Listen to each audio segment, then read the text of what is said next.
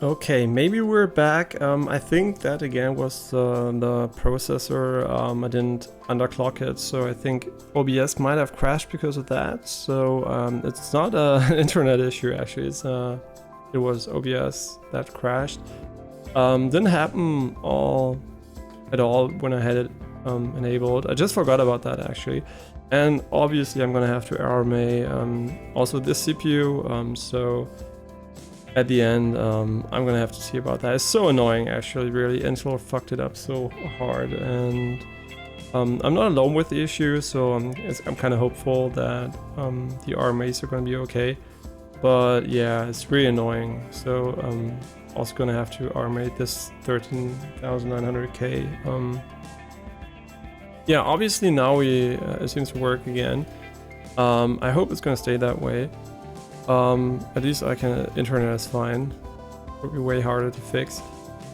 Still, it's gonna take to 1 year until we get the new PC, and this one's gonna go to Janine, and I really wanted to work for her without issues, so I'm gonna have to resolve this, and the solution might actually be to just refund the main board, and the problem is you would have to refund everything, the RAM, mainboard, and CPU. That's really annoying, and I don't know if they're going to refund it. So the CPU, they might have to, or we're going to just keep exchanging CPUs every single. It's so annoying because I have to exchange them physically, and I'm kind of worried that since there is a physical issue on the CPU, it might degrade over time. It might be fine now, but I don't know how it's going to be in the future, and I don't want to be fucked there. And I also heard the 14,900K also has this issue, so my hope is that the 15,000 CPUs also are still the same socket, which they might not be. I didn't research it, but yeah, really annoying that all of these CPUs can have this issue. Yeah, and of course exchanging the main board could also be an option, but really hard to tell, so it's gonna be a bit tough.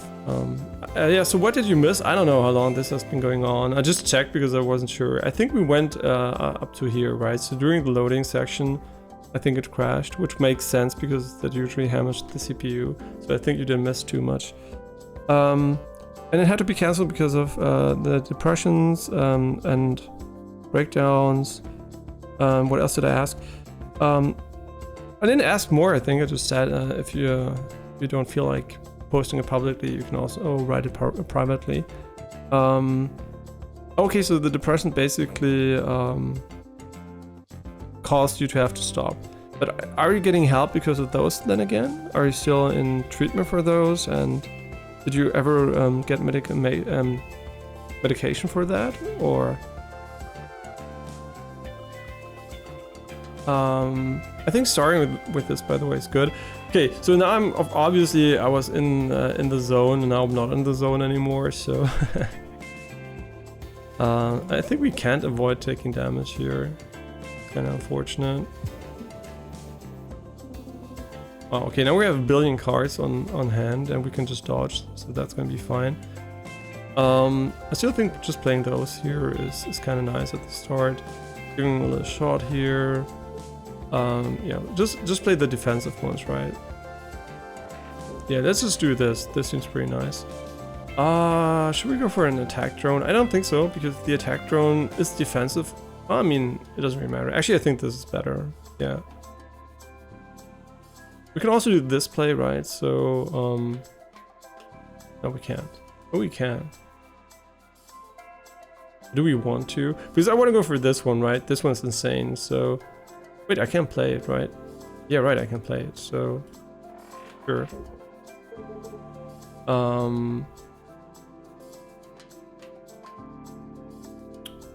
Right, we could play this now, but it doesn't really matter, so let's just dodge out of the way here. Yeah, we don't have a dodge here. Kind of bad, again. But we have a lot of dodge ready for us. We shouldn't use this one, by the way. I'm just trying to figure out what's the better play here. I think just going all in with these attacks here. Yeah, that's nice. It doesn't leave us in a good position for the future, but why am I doing this? It actually doesn't make any sense to do it, right?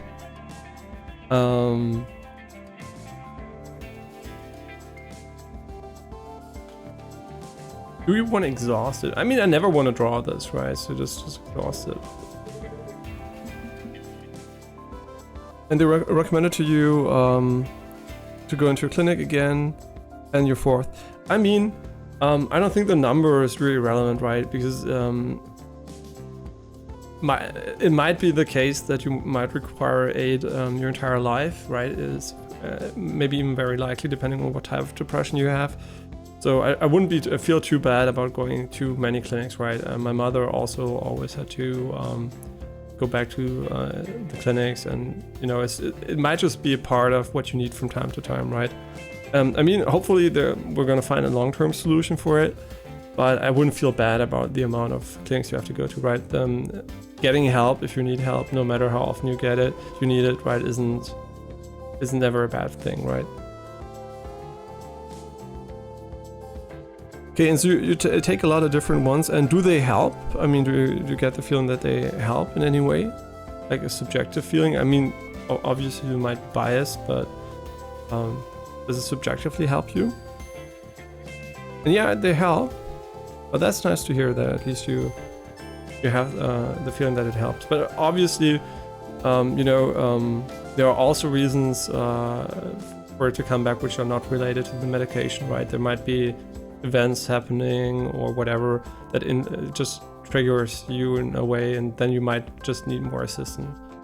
And I always say it's never wrong to go into a clinic or whatever. And if ever you should end up in a clinic that tells you why are you here so often, right? Then you probably should change clinic, because whoever says that is an incompetent physician.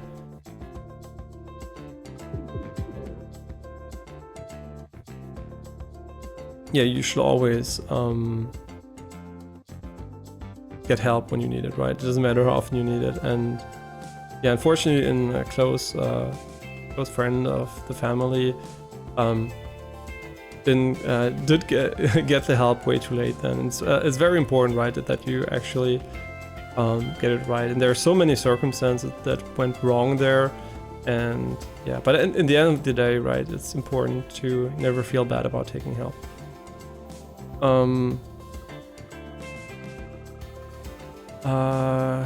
Bloodstone Bolt. Kind of thinking about this one. I don't want to play this too much, but then again, we can play for free, right? So need to play the Barrage too. Just thinking about this. Wait, why did we get attacked here? Or did we? I don't think we did. Yeah, we can play those if we want to, right? But yeah, the thing is we can't actually do this one, which is really sad, because I would have loved to play that card. But we really need to dodge out of the way here.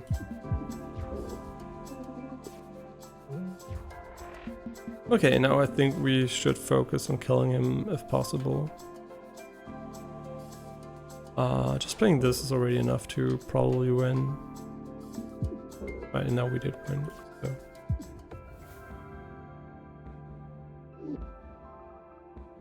Parry B. Attack damage equal to total damage of enemies that can attacks. I mean, you can just... I mean, actually, I'm just thinking about it. Is this the card? I'm so curious. If you draw this card turn 1 and you play against the shopkeeper, which does like, I don't know, 40 damage or something, or even more, this one actually might enable you to kill the shopkeeper. So,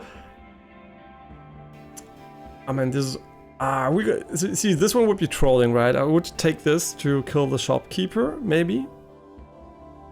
But we need to draw it turn 1 or we die. This is kind of just memeing around, and this is actually what I would take if I want to win the run. So do we care about winning, or are we, or will we try to kill the shopkeeper? I mean, geez, I know what is gonna. I mean, if we don't draw a turn 1, we're done, right? I don't know. I mean, this one is kind of. It is enticing. I'm just gonna do it so you can see the shopkeeper. But like I said, we're gonna die if we don't draw the cards. So yeah. God, it's gonna be so funny. Back for more, right? Spike. But there's also a second spike which we call Spike 2. It's pretty funny. But also really dumb. Okay, let's just play these cards here and let's take the damage. Yeah, this deck is pretty slow, by the way. Man, do we really want to throw away the run? Well, I don't really mind, right? It's okay.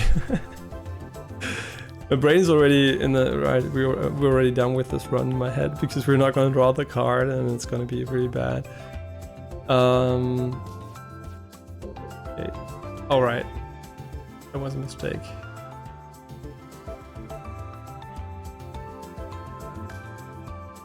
I mean, it wasn't actually. Never mind. Perfect.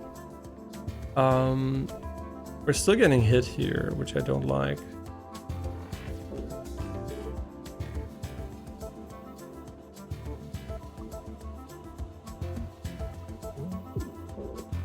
But I really like the idea of the box stack here.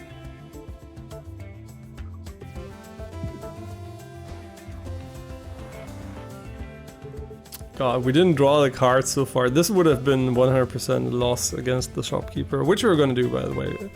I don't care. Okay, these cards are actually terrible. I mean, we're gonna take 1 damage. I can live with that, right? Yeah, taking 1 damage is not a big deal.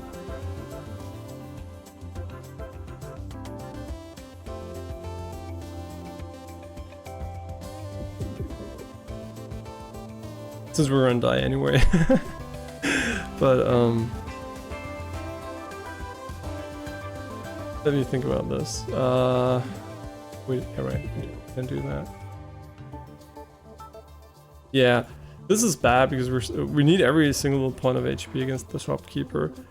But could we just do this just for fun? Just dash out of the way again, like this. Let's just play this first, right?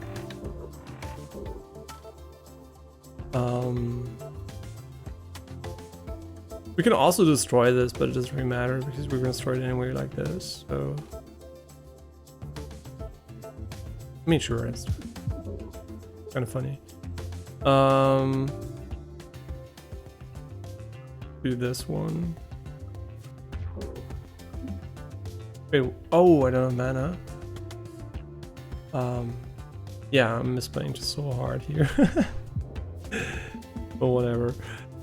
But not whatever, this guy's kind of tough at the moment. I don't know why, actually.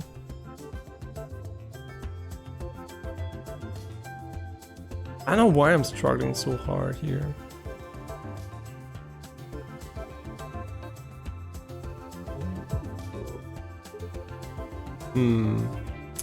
We're still taking damage, which I really don't like. We just need 1 more for this to work, actually. Annoying. Because he checks first, right? He doesn't. The order is from top to bottom. So yeah. This one's gonna hit us, and we can't actually do anything against it, so we're gonna take 3 damage here if we don't make an amazing play, which we are not making, so...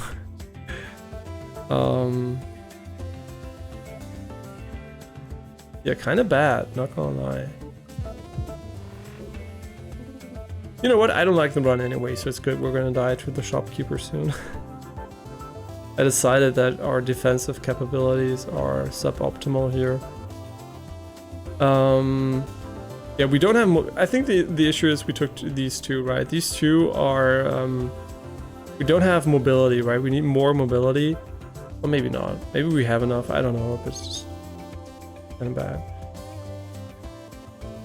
Oh, and the peaks of your game. I watched Distortion 2 climb the mountain, and it seems to be a fun game. I actually think it's a good game. I think it's still a rage game. Like one of these, you know, soul games, shit games, like Getting Over It or Going Up or something.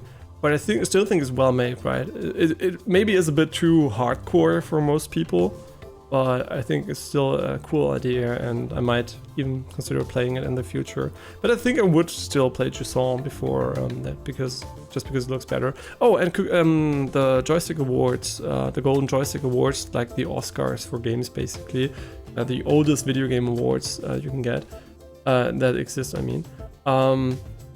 And of course, Baldur's Gate won, like, I think an historical high of Game of the Year awards, and I think that's interesting because this year is historically maybe the strongest year in gaming when it comes to overall games, and still they kind of managed to give one single game almost all the awards. And I don't want to say it, but I'm pretty sure that the jury didn't play most of the other good games, right? Because I mean, Cocoon did win the Breakthrough Award, and I started playing Cocoon a little bit off stream, and I really liked it so far. But I still think a lot of the jury didn't play most games, and that's realistic, right? Because you would have to play so many games. This is a year, even if you play games 24/7 full time, right? You're not gonna finish up playing every single good game. So I think there is a lot of bias towards the big, you know, community hype things, and I think that's fair, right? If you want the game to win, that's most liked by the average of people. Usually that works out really well per year because there's not a lot of competition. But this year I feel they kind of made a mistake, right? Because there are so many good games. I'm pretty sure if I look at the categories, well, I mean, we could do that just for fun. I'm just thinking about it. Yeah, do we want to look at it quickly? Yeah, why not? Let's. I'm just gonna read to you the nominees here. Okay,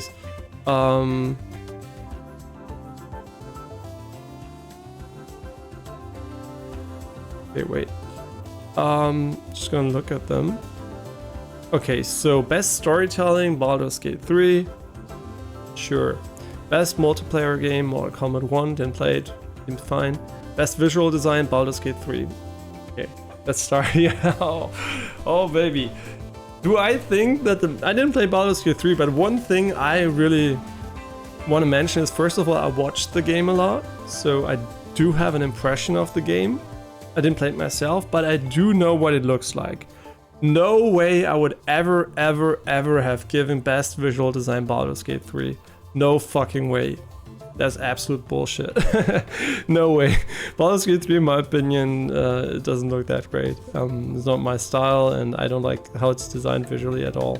So I think that's, for me, one of the biggest downsides of the game is that I don't like what it looks like, right? And it doesn't have any amazing tech or anything. And there were so many amazing visual games this year, so yeah, I don't know. No way I would have given best visual design to Baldur's Gate 3. Absolute no-go in my opinion. Okay. But let's continue here and let's look at the other categories. Best game expansion is Cyberpunk 2077, Phantom Liberty. Didn't play it yet, but seemed nice from what I played. Probably agree here, but I also didn't play a lot, so we would be biased here. Best audio, Final Fantasy 16. Didn't play it, can't talk about that, so no idea. Best indie game, Sea of Stars.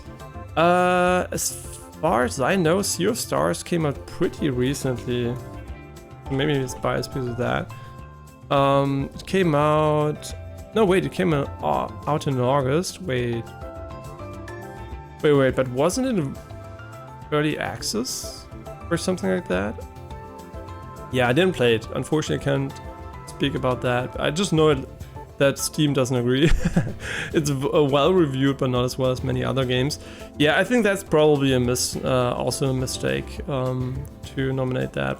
just based on the amount of good indie games that came out. The likelihood that this is the best indie game, not that high. I mean, Roboquest, Voidigo, this game, a billion other good indie games came out that were insanely good, right? Really, really good indie games.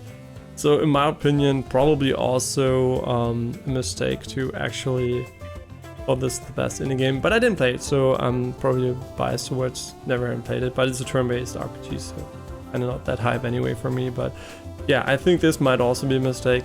Best VR game, Horizon Call of the Mountain. I mean, didn't also Resident Evil Village VR come out this year or something? I don't know. I can't speak about that because I didn't play it and I don't know much about VR gaming in general. I mean, I know something, but I never tried it, so whatever. Best streaming game, Valorant. I know what a best streaming game is. Can you elaborate? Is the best game to stream on Twitch and YouTube, or what is the best streaming game? It's not games as a service, right? I mean, unless they actually renamed ongoing game or something to streaming game. So maybe Valorant, I don't know. I have no idea about that one actually. Or maybe how they handled content being streamed, right? How maybe big events were. I don't know. The categories are not really self-explanatory sometimes. Still playing award, No Man's Sky. Let's be real. Yes, it is currently still played, and yes, it is an ongoing effort and it's free. I mean, the ongoing stuff is free, but I still think,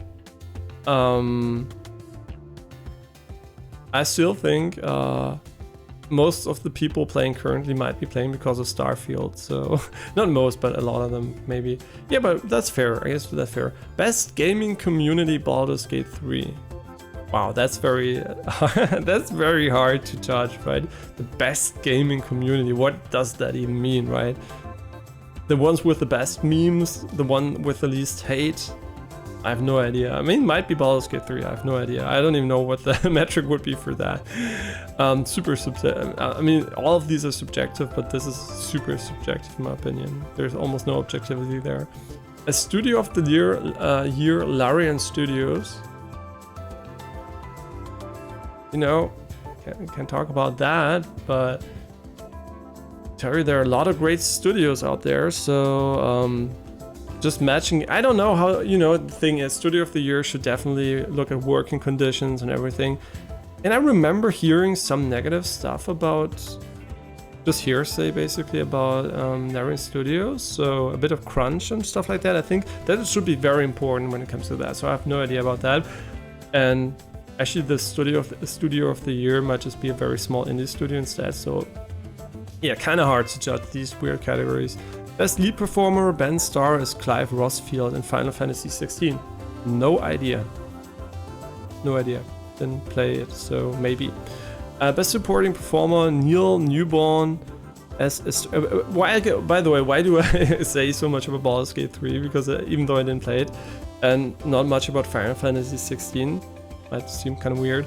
The reason basically is because Final Fantasy 16 I didn't watch it all because I didn't want to get spoiled, and it's on PlayStation only. In Baldur's Gate 3 I watched a lot because I was trying to make an informed decision if I want to buy it or not, so I know way more about Baldur's Gate 3 than I do about Final Fantasy.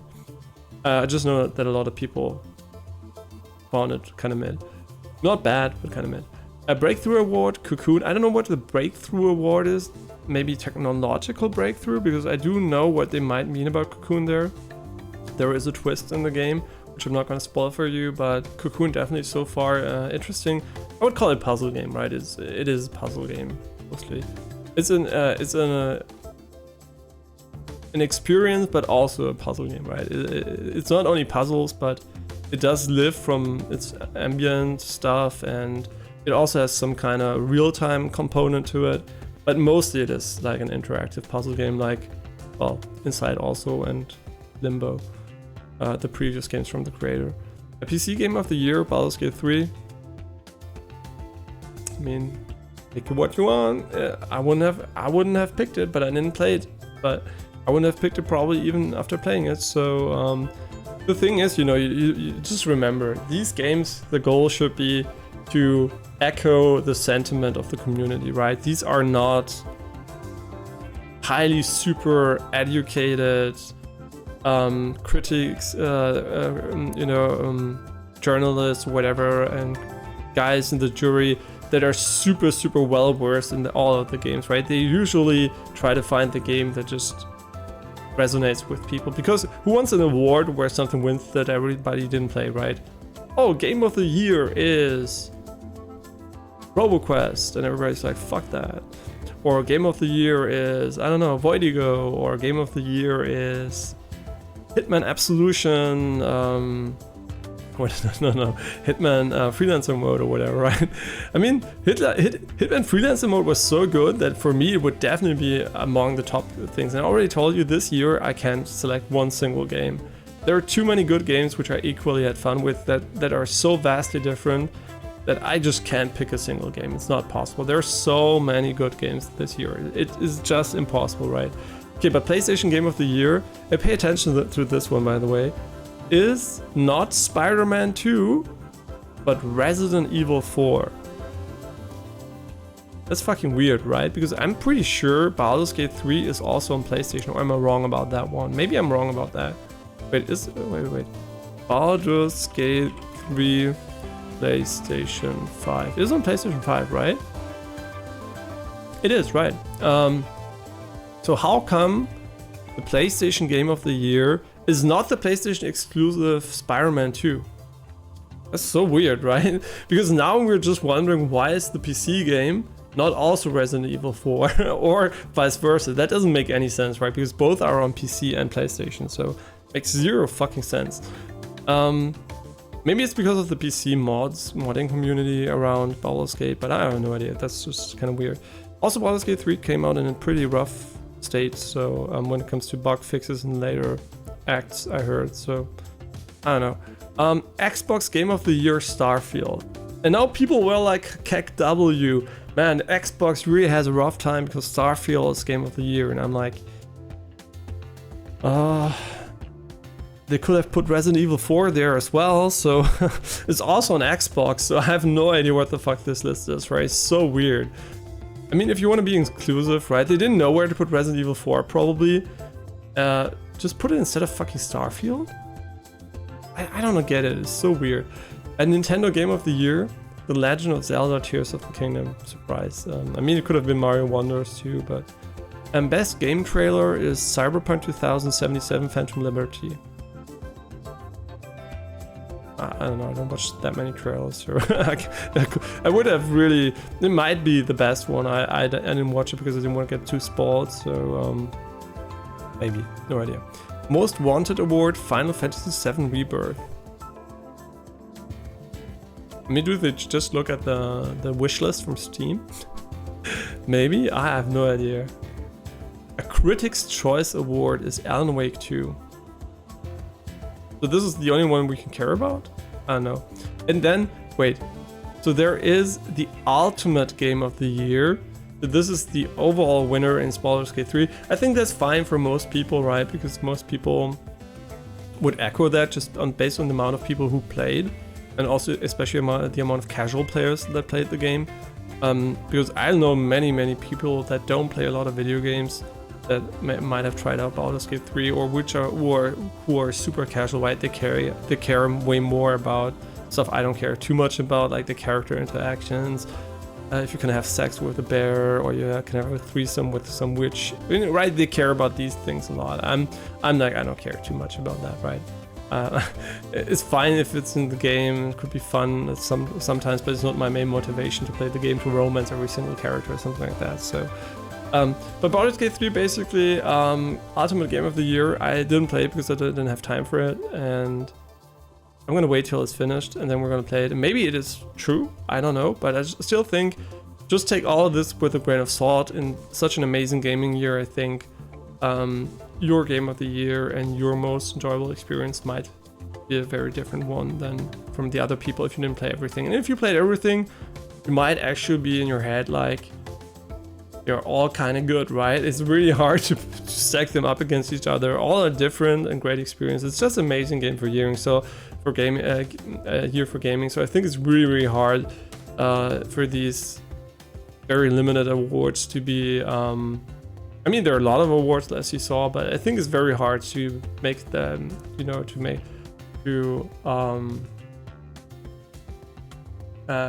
you say make the situation justice. I just forgot how to say that. But anyway, you shouldn't be too sad if your game is not even on the list, because your game might still be Game of the Year from a quality perspective, even though it didn't win the, let's say, more socialistic awards, right? This is more like about the social perception of the game. It's not really about the gaming quality and the individual perception. So yeah, the more people played, the best game basically was sure it's gonna win Game of the Year, right? Especially if people really liked the experience it gave them. So yeah, happy it's Baldur's Gate 3 because it's not a bad game, I guess, but from what I heard. But I kind of also wish the awards would have been a bit more nuanced. For example, best visual design, Baldur's Gate 3 is just like, I just don't know, man. Really, the visual design really gets me, right? Everything else I can't really comment on, so hard to tell. And also Studio of the Year I can't really comment on, but I still think it's kind of annoying do that, especially if you give PC Game of the Year so randomly also to Baldur's Gate 3 while you don't give it on PS5 and Xbox. That just comes off as pretty weird, because they just could have put PC Game of the Year, maybe Hitman, you know, Hitman Freelancer mode or something like that, right? That would be nice, because that's just such a great game, right? It's an amazing game. It's one of the best experiences I've had in a while, and I really liked it. And yeah, you just could have put that one there. I just think they are not maybe well versed enough in video games, and they just basically maybe look just at the numbers or whatever. Well, probably they did, right? Okay, but that's basically it. Baldur's Gate 3, a lot of awards, some deserved, I guess, and others, in my opinion, maybe less so deserved. I mean, look at a few images again, so maybe I'm just need to see it again. Nah, no way, man. Best visual design, no fucking way. It just looks so fucking outdated technically, and it's so generic, man. You know, Baldur's Gate and also the Divinity series, I always thought it just has this basic, oh, we made a 3D model style, right? There is almost no real artistic value to the games. They just look so generic, in my opinion. Like, giving this game best visual style, I'm sorry, this is just sucking the dick of somebody because you know you're gonna get something for it, right? This is... Nah, no way, just look at the fucking UI, it looks terrible. Nah, I mean, seriously, holy shit. How can you give this visual presentation... I mean, even the items don't have... Nah, I just can't, man. No, I'm sorry. No, but that's a pure joke. But whatever, I don't even know who the judges were, so... just my little perspective. Okay, now we're gonna continue playing the game. I'm probably gonna edit this out in... when it comes to... the YouTube stuff, so we don't have an episode here going for fucking 10 hours. But I should hurry, because we still want to play 2 more games. Yeah, that's my thoughts on Baldur's Gate 3 and the Golden Joystick Awards. And Alan Wake 2, man, we really need to... Oh my god, so many games. This year, just crazy. I think it might not even slow down that much anymore, because the video game industry basically, yeah, evolved pretty much. Okay, 3 damage at the moment. No good attack here.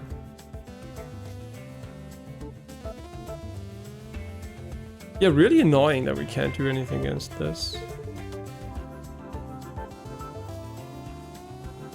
Yeah, this run is kind of ass, I'm not gonna lie. I'm not gonna lie, this run is kind of ass.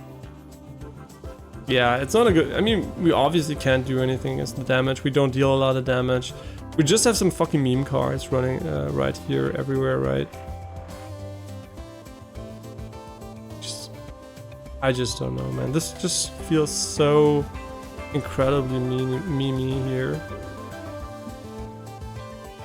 Wait, did I fuck it up?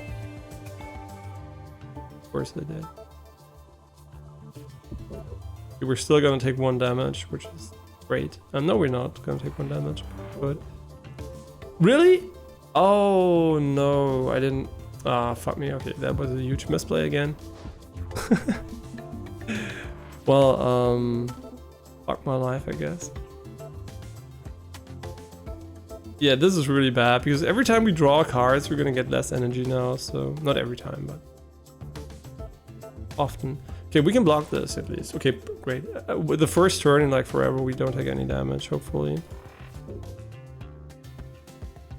Yeah, and we can't hit anything either, so... that's really bad. I mean, sure, I guess. Yeah, I don't like this deck. The deck we built, it's my fault. Yay, we can finally play this card, like fucking 10 years too late, but we did it. And now we can't hit him. Seriously? Alright, we can. Perfect. Okay, I almost fucked that up too, but never mind. Okay, I just can't, man. What does this even do? Duel a card. This card has 2 separate sets of actions in combat. Right click on... Oh, you can switch between these. Oh, that's interesting. Not gonna do that, but... Yeah... You know, let's fight him. Meowdy, not in front of everyone, please. Can I get you anything? Haha. Realize you're in a time loop and the first thing you do with it is attack the shopkeep. This ain't my first rodeo, buddy. Let's do this.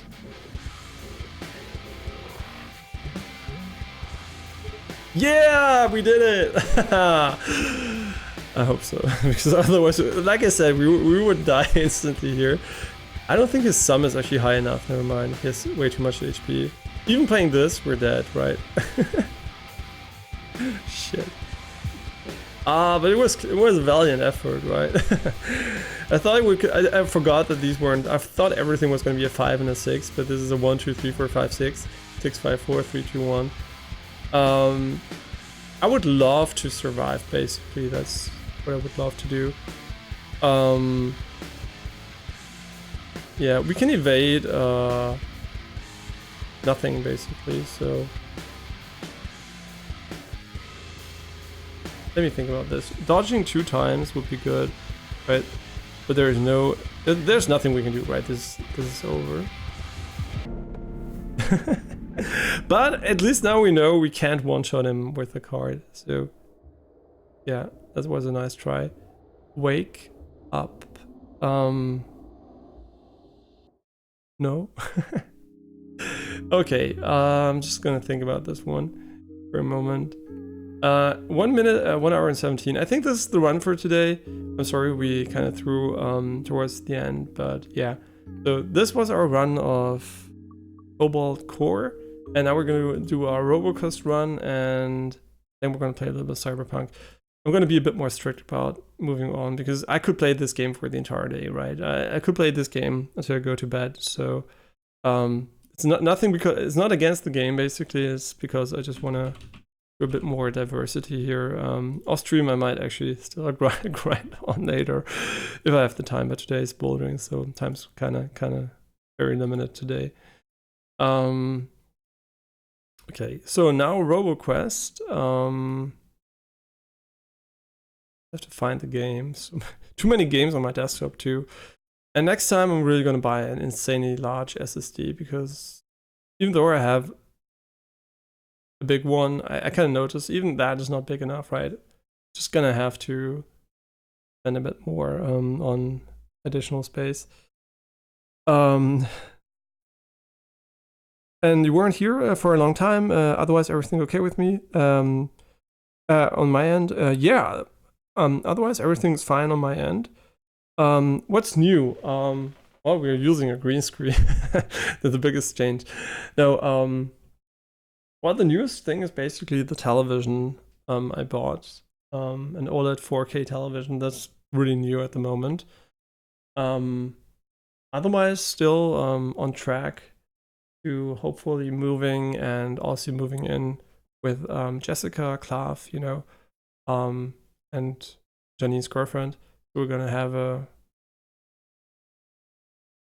have a household of 3 people, and I really like the 4K OLED TV as the Sony A95L, right? KL, yeah, L. Wouldn't recommend it if you don't have a lot of money, but if you have the money for it, I think it's worth the money. But yeah, it's super expensive. I think 3,300 or something, like super expensive. So don't even bother about buying. It is the smallest model too, which is perfectly fine size-wise for what I need it for. But yeah, in general, amazing image quality. And the plan now is also to get a 4K 2040 hertz monitor when they come out for my PC screen. But they're only going to come out starting of next year, Q1 next year, and that's probably 99% sure that I'm going to get one too, because it's just so much better visually. And every time I play on PC now, I'm a bit, yeah, can't I just play it on my OLED instead? Which I kind of have to figure out if I can get it to work with a recording setup. Because it would be kind of cool also to sometimes just play on the couch and chill when it comes to controller games. And you mean if I have a doctor job thing? I'm not gonna become a doctor, by the way. I'm still, I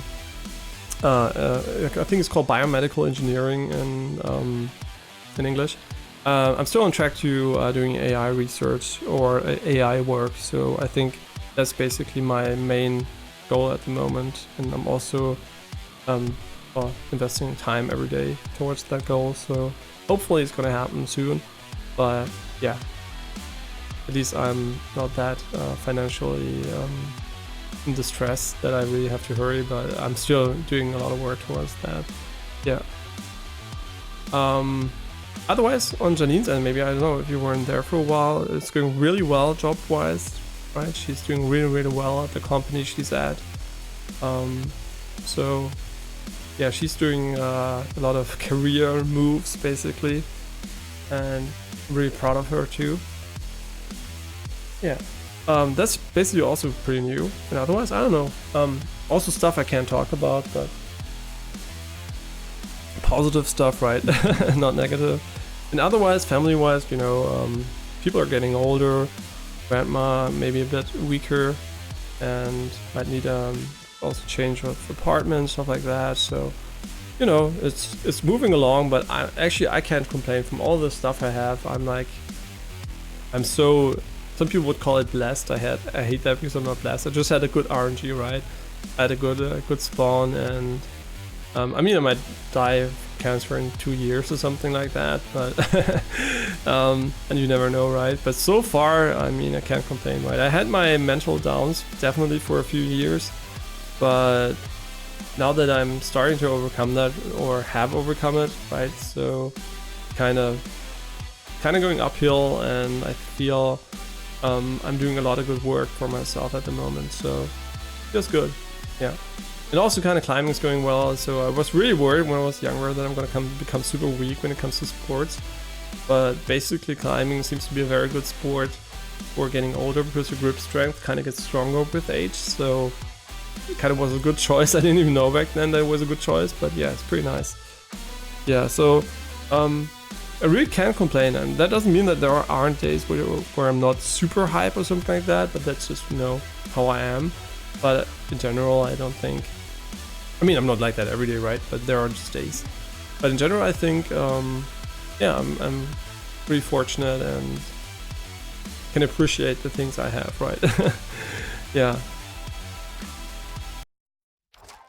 Okay, but now we're gonna play Roboquest, and yeah, it's really, you know, life isn't fair. That's so mean to say. Some people think like it's a weird statement or whatever, but I think a lot of people, you know, everybody basically deserves to be happy, right? I mean, deserve in a way, not that you do something for it, but they should have the same opportunities. And the ideal world we can create is basically a world where everybody has the best, you know, outcome they could potentially want. And since we're gonna have influence on everything, right, from genes to the environment, right? You can create the world everybody wants, basically.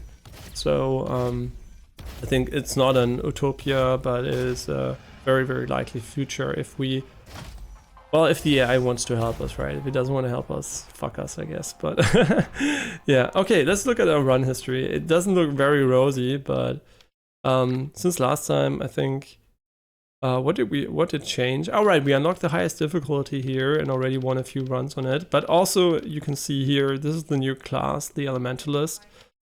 And yeah, how do I say that without bashing it?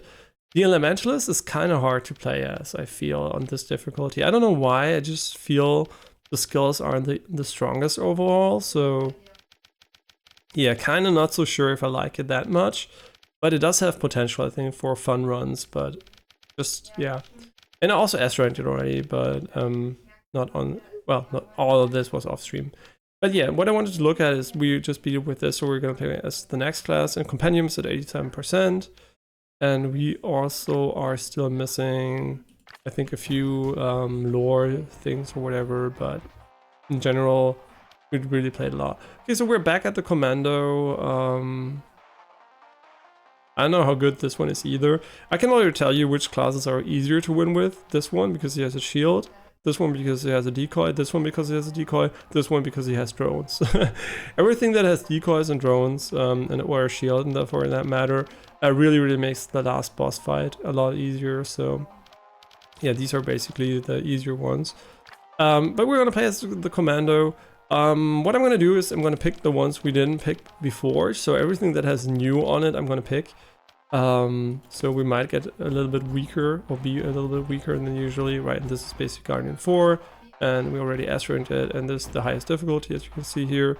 And I really like the progression here, right? The visuals, I think I already showed it, but it's really cute. It starts like really friendly and progressively gets darker here, and the moon rises basically, and this is just like the highest difficulty, and it's pretty hard. So I wouldn't say it's insanely difficult, but I would say for the average player it's going to be a real challenge to beat the difficulty without going for a really OP build. Is it a roguelite? Yes, it's a roguelite FPS, right? So and it also has co-op for at least 2 players. I don't know if it's more. I don't know, I never played it, but yeah. Oh, and I also heard something, because we said that at its potential upside. When we played Lords of the Fallen, I talked about the co-op experience, that there is full co-op, but it seems like maybe it's not as great, as well implemented as hoped. I hoped, but I don't know. So just research that before you actually buy it for a co-op. Okay, so we're gonna pick the new one. Terrible, actually. I would never pick that, but that's why we're doing it, so yeah.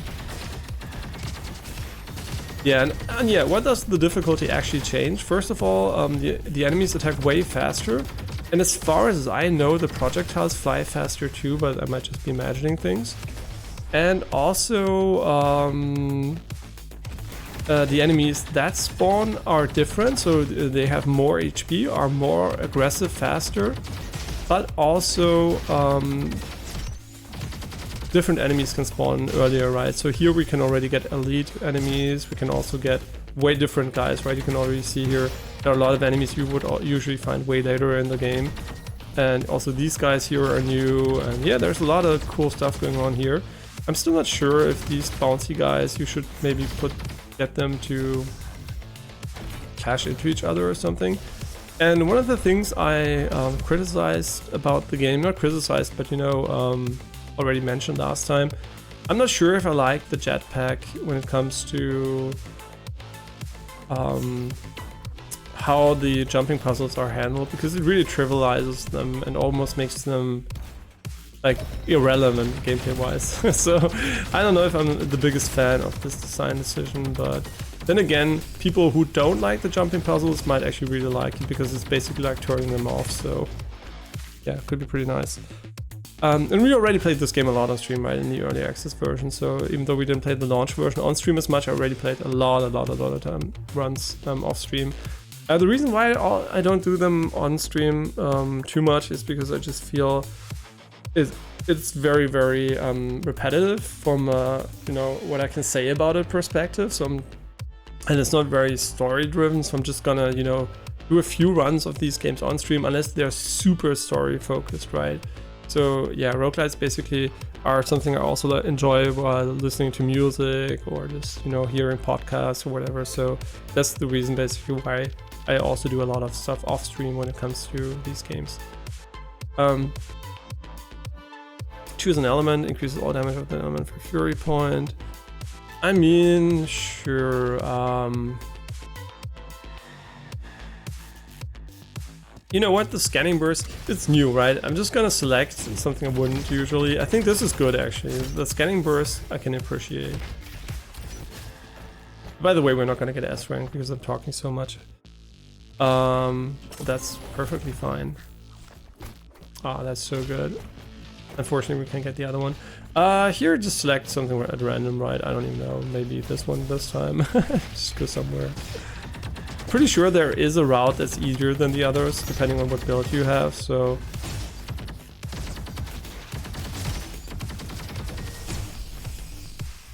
Yeah, it might be pretty nice. And also I had a build that was pretty melee focused last time. And by the way, there is an American streamer, Dan Giesling, that, well, okay, he speaks Danglish half of the time anyway, so his personal version of English. But he does pronounce melee melee, so not only Germans do that, but I'm gonna pronounce this melee because it's the more common way to pronounce it from the future on. Again, thank you at Apricorn for correcting me. I always like when you correct my common mistakes, right? Because I can't do it myself, because if I wouldn't know what's wrong, I mean, often I do make mistakes I know are wrong, right? So I can correct them in hindsight, but some of them I actually don't know, so I'm always glad when somebody points them out so I can actually improve myself. Yeah, so I never mind that, right? Some people might not like it, but I really do, because how can I improve if I don't actually get feedback, right? I mean, I could think about it myself every single time, but, you know, that's way, way, way, way more difficult, especially when you stream a game. Okay, this is also really good. I think our start here is very, very promising. Feels very good, damage-wise so far. Yeah, I think the shorty marking system is really good. But I think it might be, you might have to take the other one to get it, so maybe it's not as good because we're gonna waste 2 level ups on it basically. So I made it faster too, right? Attack speed in 1 second cooldown. How fast is the cooldown at the moment? Oh, it's pretty quick. Basically, you can assume that almost every enemy you're going to attack is going to be marked, which is kind of nice. Yeah, the enemies that basically also get super buffed by attacking faster are the ones that fire the laser beams, because they track you way better. So they are really dangerous now. Interesting. Well, I mean, it's new, right? We said we're gonna take new ones, but I don't feel it does a lot of damage anyway, so I would usually also not take this one, but right, it really doesn't do a lot of damage, so...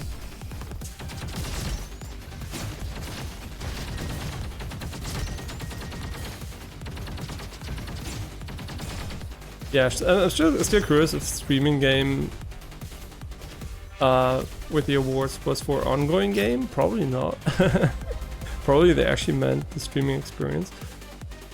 I mean, that's really good, but also really bad at the same time. So I'm kind of hesitant because 50% duration decrease is really, really high. So you might really get a lot less, but...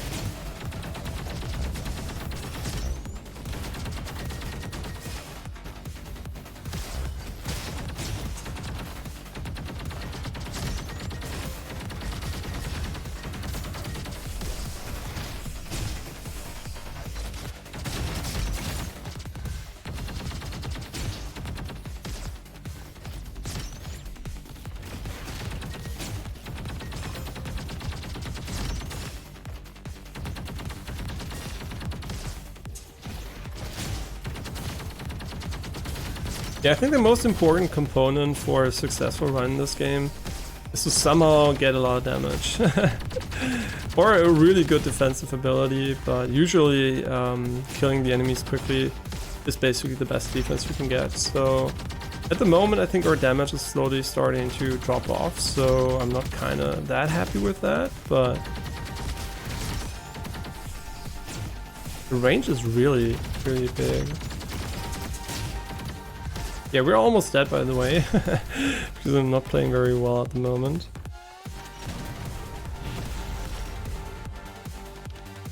Okay, I mean, sure. Short into Headhunter. Fires a long-range shot which can deal critical damage with a 1.75 critical ratio. Dealing critical damage with Shorty instantly recovers its cooldown.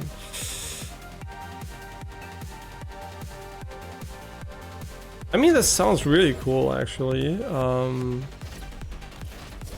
Not sure if I think it's gonna save the run, to be honest, but at least we unlocked, you know, new potential upgrade paths. Well, the information about them, but you can always pick them if you want to. You just need to know they're there. And this is really good. Like, Jesus Christ. But this is actually insane, because every time we crit, it resets. But even if it doesn't, it still has a very low cooldown. It also marks. I mean, this is really good. And this one, by the way, deals melee damage, so... Okay, this is actually where we're gonna die. I can feel it already. Seriously? Oh my god, this is insane. Wow, I didn't expect this to be this good.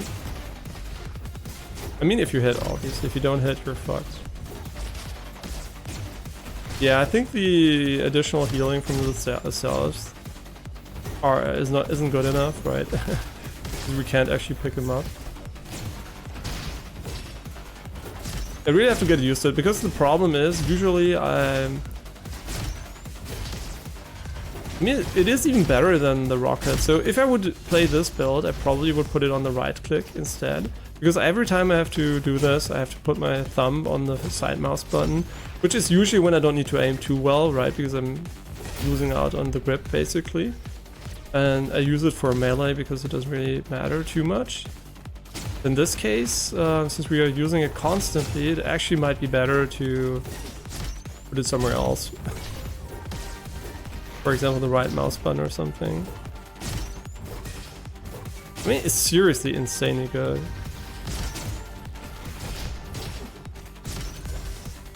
And this is going to be insane against bosses too.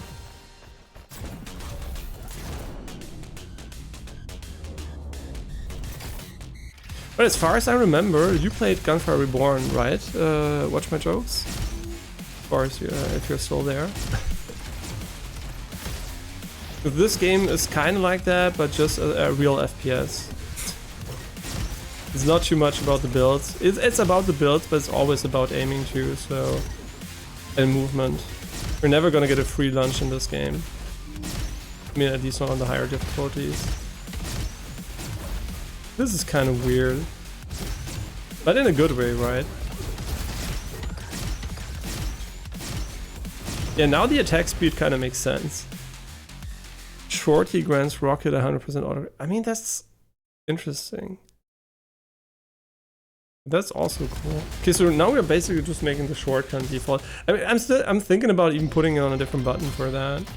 This is really annoying to press the thumb button the entire time.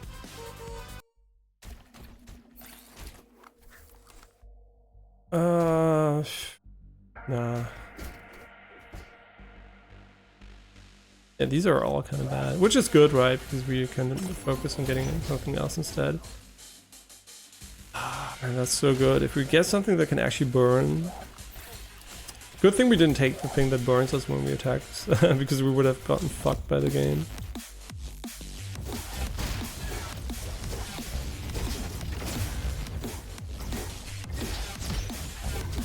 I mean, I'm kind of playing terribly at the moment, which is why we're getting fucked so hard. I still think the weapon's really good. Is it burn? No, it's just... No, it's not. Let's hit scan. I wonder, is it good?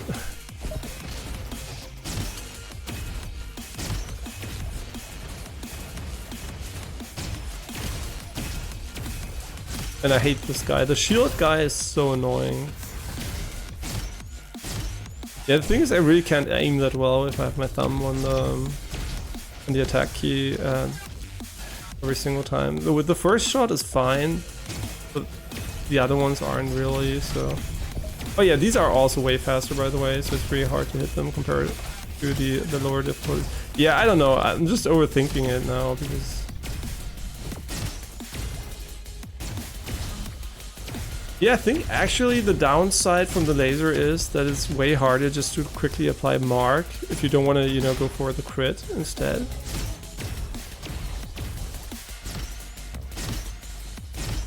But if you hit them right, like this is really good damage. I mean, obviously, right? It does a lot of damage. I don't even know when we want to use the rocket now, because this is way better than the rocket actually.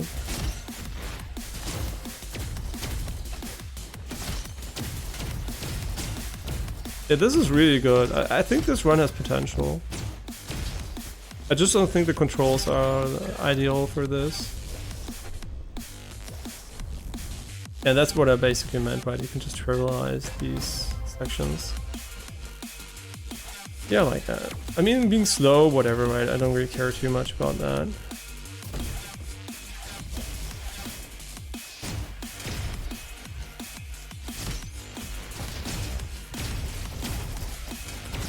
And really, thumbs up for the analytics on YouTube, right? You can actually see so much there that it's so much more transparent than you might think if you never uploaded a video. Creators can see so many metrics. Yeah, I really, really appreciate that. That doesn't mean that the algorithm is very, you know, weird sometimes, but I still think it's very good, easy to see what happened to a video, right? So I think they try to provide as much insight as they can. Sure, it's also new. I'm just taking what's new, right? Seems to work out well, right? Sometimes you don't know what's coming, so it's maybe not bad to do this from time to time. This is really good. This is also really good. Yeah, I don't know about that one. Oh, that's really good too. Now suddenly things we would never have taken before become good. I still don't know how we can get to the additional thing here. The data log we can see here, because if I go here, I never managed to get to it, so... Yeah, since we're not in a rush because we don't care about the rating, we just basically snipe here. Yeah, this is super cool. Hate these guys. Okay, I'm gonna check for does it actually also do more give us additional, I don't even know, maybe it doesn't give additional heals. Yeah, this is really weird. Every single time I try to get here and, you know, find it, I kind of can't get to it, but I don't know why. Maybe I'm just missing something really, really obvious or so. Right? I just don't know.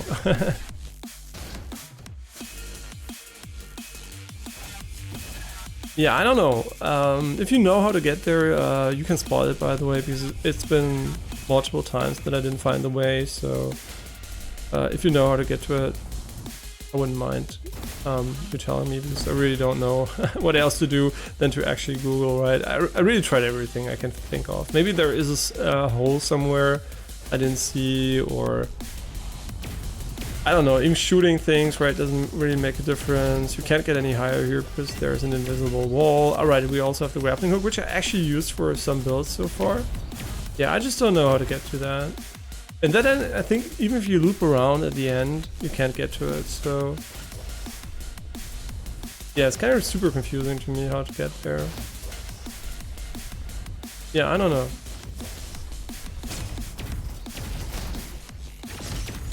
Yeah, our weapon doesn't do a lot of damage, but that's okay, because our laser does a lot of damage, so...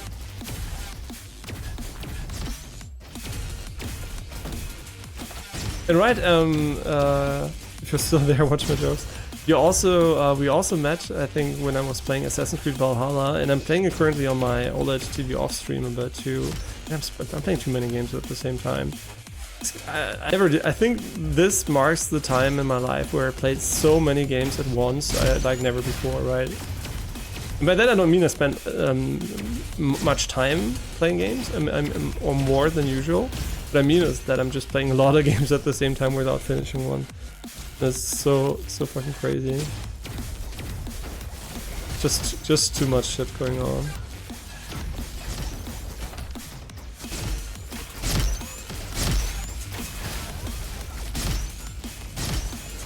Okay, I'm kind of getting fucked here.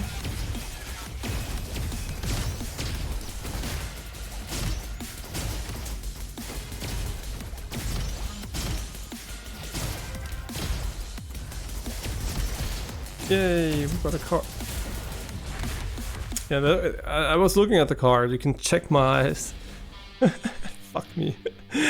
Okay, but, well, the shorty build I think is good, by the way. I don't think that's the reason we lost. I think it's actually a good build. Still thinking about removing...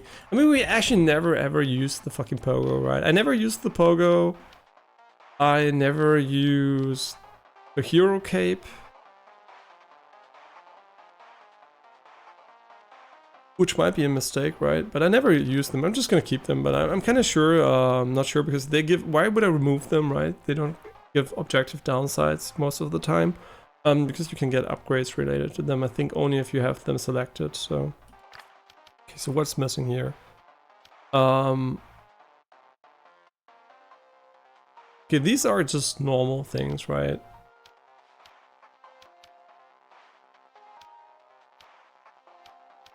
Yeah, I think we are right. So, yeah, the thing is, if you really want to go and get everything here unlocked, right, every single build or whatever, basically you need to select them aggressively during the run. But I would need to make a screenshot for that because now I can't actually see which path is new. So I think what would have been a cool additional indicator would have been that the upgrade options here are new too, right? An indicator for that.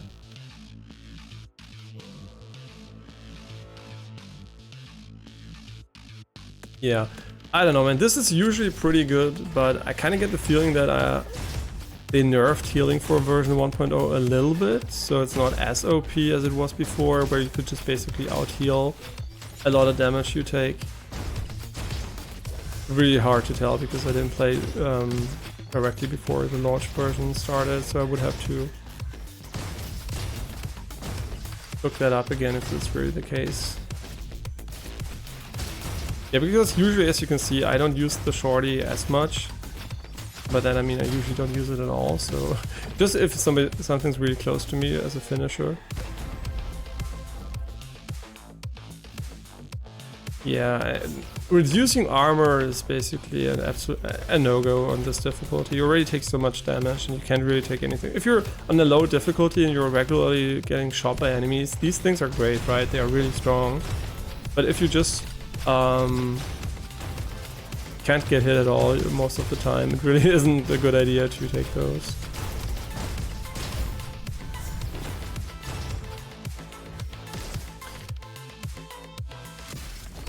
Yeah, so we're just gonna go with a very basic build here. See, that's what I mean, for example. This is a grappling hook cooldown, but we don't use the grappling hook most of the time.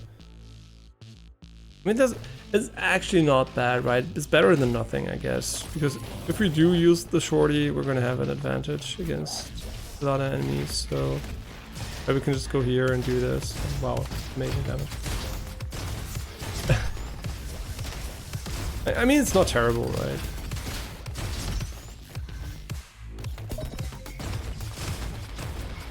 And you know, the melee stuff and everything like that is really good actually. Also, I think head bonking is really strong. The reason why I don't do it is probably just because I'm... You know, if this was the only FPS I ever played, I would probably do it a lot, but just the years of playing FPS kind of made me focus more on shooting the guns, right? And it's also what I enjoy the most, right? I don't mind doing a melee focused build from time to time, but what I really dislike is clicking on enemies and killing them, right? That's why I like FPS. simple stuff, right? Not the more complicated builds and stuff like that. Yeah, so how many runs are we gonna do? The plan was to do one good run, right? So what is good? But maybe see the final level or something like that. But for whatever reason I'm completely ass today. I see, for example, that's also, you know what I mean? Yeah, I should remove those. Yeah, I should remove the pogo stick. Everything I don't use regularly, I should just remove. Okay, now we have a lot of elemental synergies here.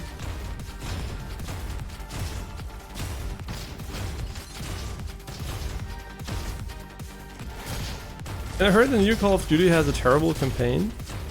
So they try to. I think the story behind the game basically was it was supposed to be a DLC or something like that, and now they try to sell it as a full price title. But I heard the multiplayer is supposedly really good, but I don't know.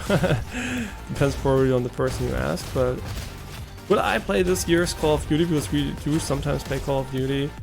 No. That's the simple answer, right? What does Call of Duty need to change to get attractive for me again? I mean, not much, right? I like the games, but I'm just not, you know, I just don't have the time for it. I think if it was a very, very empty year, I had a lot of free time, right? And I wanted to play a little bit of multiplayer casually. I think would be a good game to play, like always. But I would probably just play an older Call of Duty, right? It's basically the same game. I mean, older, like maybe... What at war? I don't know what it's called, right? The recent Call of Duty, right? The new Modern Warfare and everything like that. That's not new anymore, but it's basically like all the games since then have been pretty much the same since the engine didn't update too much. They're pretty much the same. I mean, they might be very different in the details, but the overall game feeling is not a feeling, right? The game overall feeling, not like it's so hard to say because I know there are going to be people, yeah, but in Black Ops 10 or whatever. You know, this is very different and that's true, but what I mean is just like the engine update, right? It dictates a little bit how the game feels, quote unquote. And since the new Modern Warfare remake, whatever they call it, since the new engine, basically the next gen engine, it does feel very, very samey. And they still didn't add ray tracing as far as, wait, is that true? Wait, now I'm curious because I'm pretty sure the one Call of Duty with a little bit retro setting, that it actually had ray tracing. Now I'm not sure why the new ones would not have that. Because I think Call of Duty is in a weird position where the engine is capable of, obviously, of ray tracing, but at the same time, they kind of don't implement it in every single version. So some have it and some don't. So I don't know. I think this one doesn't, as far as I know. Yeah, really interesting decisions there. Probably they just base it on the console version. They don't even give a fuck about PC. They're just like, oh yeah, there's space for it. Okay, we're gonna add it. And even if the PC could have it in every single title, they are just gonna ignore it. No, I'm so distracted.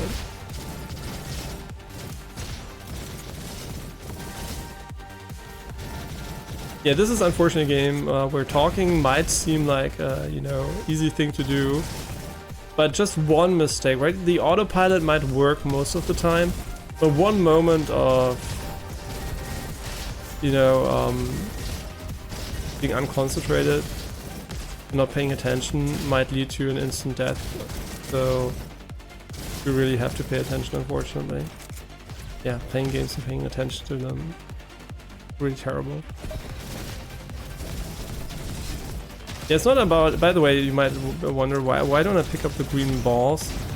Picking up the green balls is basically just healing, and you never want to pick them up if you're going to take damage. Pick them up, right? Because you're going to take so much damage on this difficulty. So going in like a complete ape basically is not a good idea here. Yeah, what are we doing here? We're just killing the robots for XP here. It's just a short detail here. I still think this is good, actually.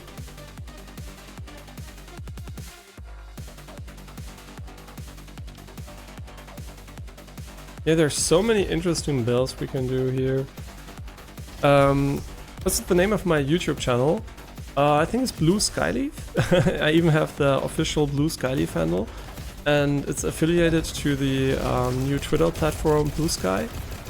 Is that even a thing? There was a period in time where everybody was talking about Blue Sky, and now nobody's talking about it. No, I'm just joking. I have nothing to do with that, but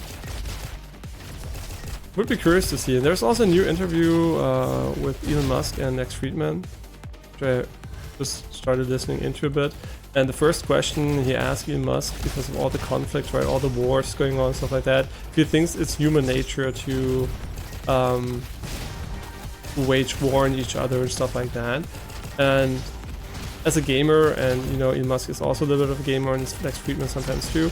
Obviously, I mean, come on, what are we doing the entire day? And what am I doing now? I'm killing things, right? So the question if destruction and killing is in human nature is kind of stupid, right? It's basically something this comes very, very naturally to us humans. I mean, mostly because of hunting, obviously, initially, but also historically, obviously, you can get a huge advantage from an evolutionary perspective if you're able to abuse your kin, right?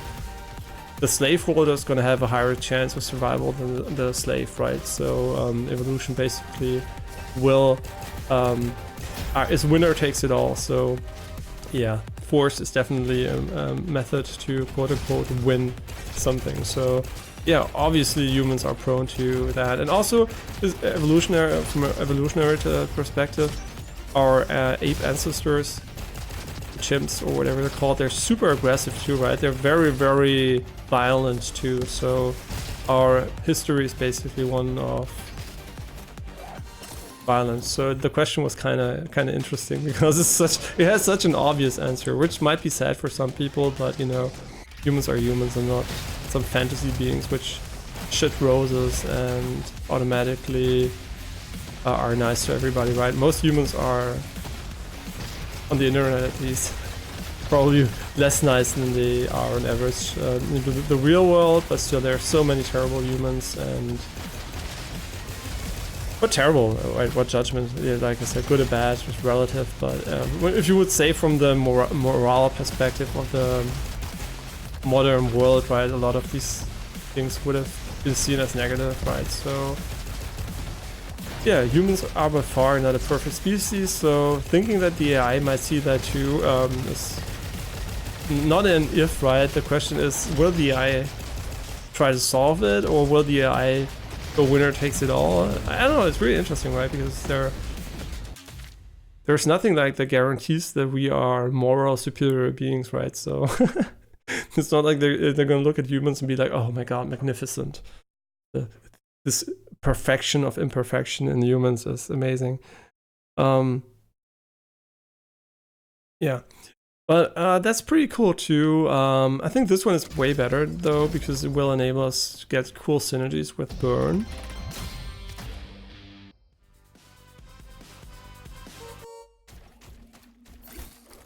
Healing self-sufficiency. I mean, the last time we really got fucked by it. This one can be amazing, but also not, so I'm still hesitant. Ah, that's really good. Now the marking shotgun suddenly got even better, so I just don't know. This one could be so good or so bad. You know what? I think not taking it is better. Yeah, I think I'm just gonna not take it, because we don't have an infinite amount anyway. I'm really curious to see what will happen with the wrenches once we're done with all the spending stuff, because maybe we're gonna unlock something new. I don't want to spoil it for me, so I didn't Google it, but I hope I didn't miss it and we just didn't get any of that. Oh, by the way, one weapon that doesn't spawn, yeah, this one, I just want to talk about it. This weapon doesn't spawn as often as it did before, I feel. And maybe that's just because there are more weapons, but this one does feel like it doesn't. I mean, a lot of weapons don't spawn as often, maybe. I don't know if the spawn rate is kind of not equally distributed. Because I feel like this weapon I don't see as much as I did before. This is one I really liked, so I would choose it a lot, right? So if I had the choice, yeah, it would be something you would see a lot, so. Because I really think what this weapon basically does is very consistent, right? Because you don't need to aim. I mean, as much. Nice. See, that's what happens when you don't need to aim. Or the auto aim just went for the other enemies. Yeah, I should have rushed it more. I mean, I expected at least the rocket to hit it, but yeah.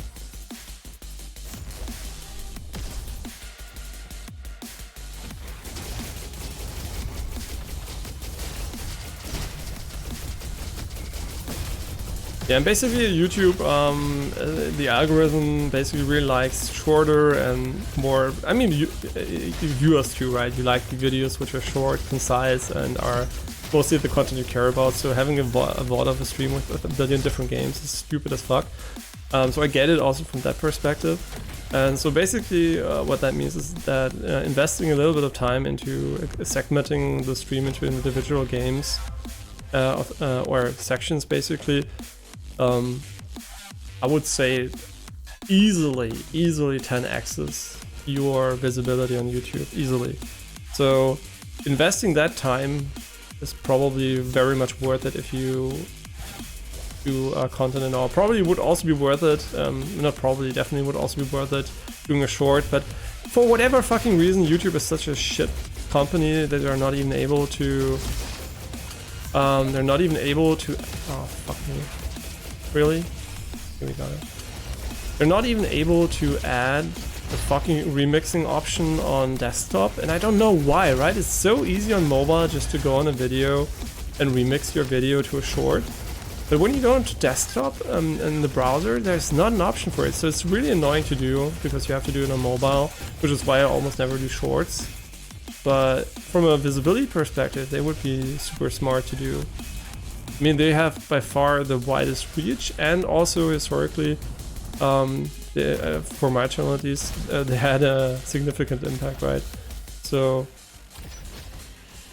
I would definitely try to make some more of those, but I don't know. I'm just thinking about it, because what I don't like about the shorts section basically is as soon as you start thinking about it, right? As soon as you start thinking about the shorts, you start thinking about, this moment was really pog, I want to make a short out of it, and then you start thinking, how am I gonna, you know, it creates a dynamic which I don't like.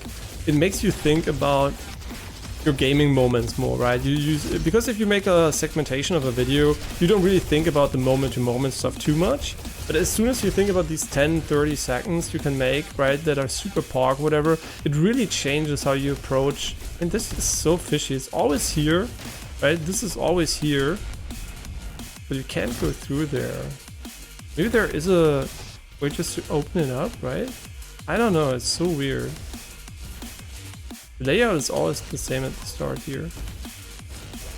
And basically, yeah, I don't really like that it makes you think about that too much, right? Because I don't want to be a content creator first, right? I want to enjoy games first, right? I want to do both equally, but not with a focus on content creation too much when it comes to how much editing do I want to do, how much do I want to focus on only games which are super interesting or whatever.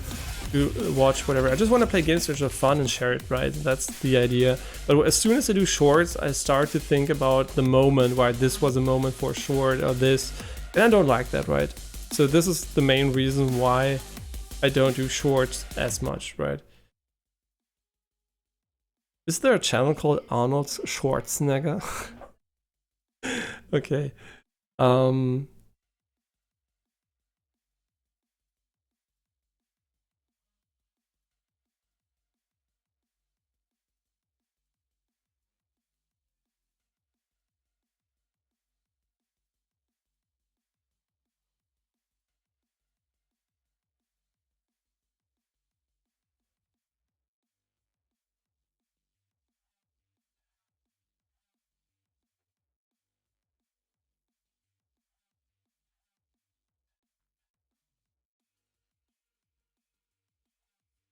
Okay, let's continue.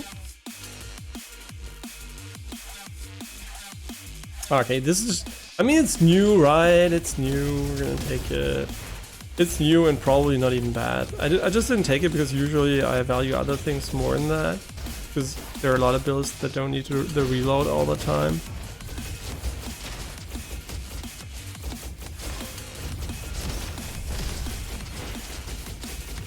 Yeah, I mean the downside obviously is you can't target as accurately with this one. So, and it also takes quite a while to reach the enemies. So pushing a sniper is kind of annoying, but it's still good, right? I really like the weapon. Yeah, these rooms are by far the hardest. I mean, they're obviously meant in a way, they're meant to challenge you a little bit, so. And in speedruns, these are by far also the only rooms you have to clear, so. Not by far, they are the only rooms you have to clear, so.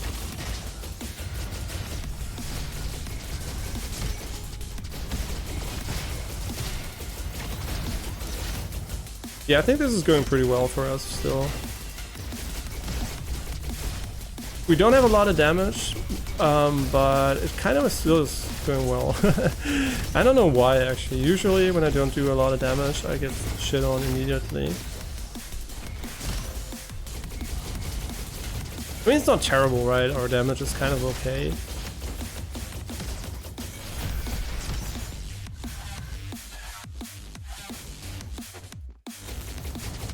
Yeah, and like I said, if you don't, if the music is not your cup of tea, because I like it, but you know, you might get bored of it after a while, whatever. I think these games are really, really fun to play with your own music, right? If you have music that's you just enjoy, just put it on, right? A lot of games that are like that are good with music, right? Because they don't have a lot of it's too slow.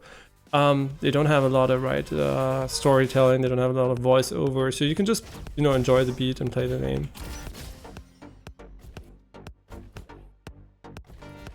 Oh, and I started watching I'm also watching so many shows. We started the Fall of the House of Usher, started Gen V, currently also watching still Pluto, also a lot of stuff. There's a lot of stuff. Also the Nier Automata anime, and there, like I said, I like it. It's pretty good. Yeah, and Gen V, by the way, pretty cool first episodes, and also like the moment they used the song Edamame. Yeah, it was a really, really cool song in my opinion. I like it, right? The beat has a cool groove. I don't know if I like the lyrics that much, but I really like how it sounds. It's really cool. And I don't even know how you pronounce the artist, so sure. What level are we at? 7. I don't like this weapon too much. I just don't know. It just doesn't feel that amazing. Yeah, sure. Let's just go for this one.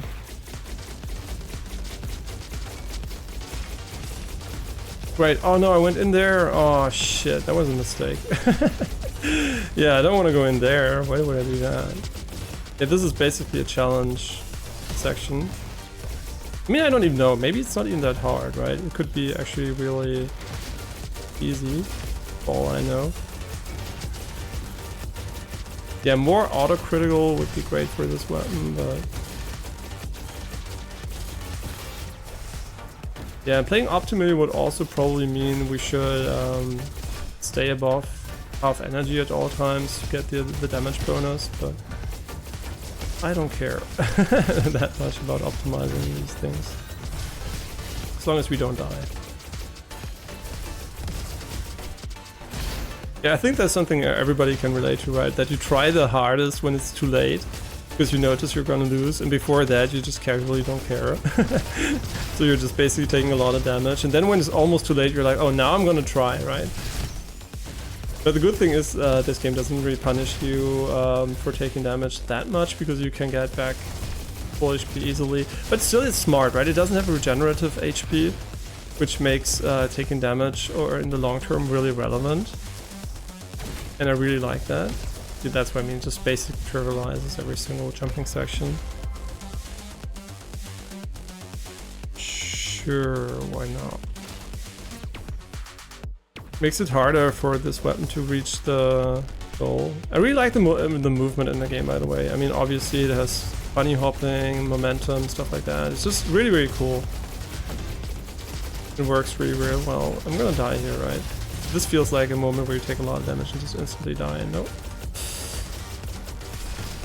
Right, there are laser beams. I don't know, man. I'm so not focused. Or this looks terrible. But flying is so good. I mean, I like the flying here, right? It basically makes you echo, Pharah, whatever you want to call it, in Overwatch really easily. It's really strong, and I think it's good for the game. I think it makes movement more interesting. Just not for the jumping puzzles, right? Because they get so easy by doing it, and I don't know, it just doesn't feel like it should be that easy.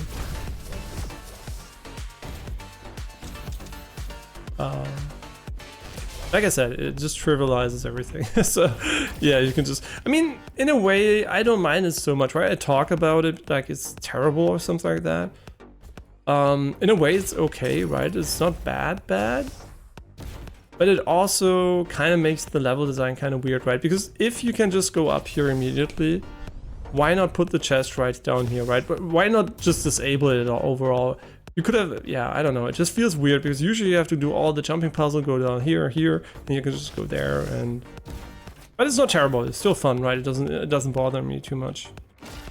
It's just kind of weird design, in my opinion. I mean, some people will like it, obviously, because it makes you skip stuff you might not enjoy. But others will dislike it because it makes you skip stuff which... But the downside is basically makes stuff meaningless in the game, right? It's like if we had an infinite amount of HP and suddenly we can just stand there and shoot and don't have to dodge anymore. That would make the game way worse to play, right? I mean, there are certain builds which enable a very passive style too, but they're still active enough to not make it trivial. Sure, that's really good because our weapon can't actually crit, I think. Well, can it even crit? No, it doesn't have a crit multiplier. Yeah, if it doesn't have a crit multiplier, I think crit...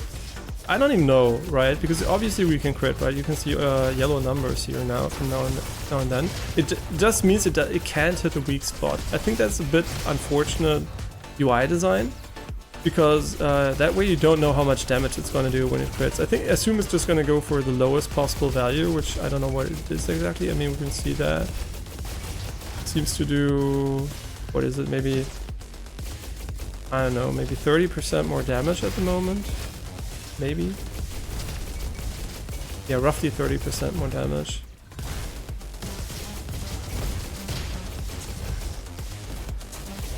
But yeah, would I have liked a stat that actually reflects that, right? One icon that shows you that you can't crit, and the other icon that you can actually...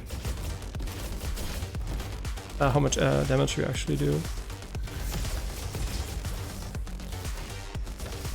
Yeah, and also the interesting thing is, right, we're gonna play Cyberpunk after this, and Cyberpunk, I already said that from a gameplay perspective, is very, very basic but fun, right? And it's way too easy to get super OP in Cyberpunk and trivialize every combat just by slow motion, permanent slow motion basically. But it's also still fun, right? It's a different experience. But I would say if Cyberpunk was gameplay only, I wouldn't give it a good score, right? I think Cyberpunk is an amazing game. And fun gameplay wise, but only because it's very limited when it comes to how much you actually non-stop shoot. If this had the gameplay of Cyberpunk and I would be fighting permanently like here, yeah, shit, I don't really know that guy. Oh shit, you can, oh my god, he's fucking broken. Oh shit. Yo. Okay, we're gonna die here. I fought him once and that was in a way lower difficulty. Yeah, I think he's super insanely strong. The stun shot is crazy. Wow, my damage is so bad.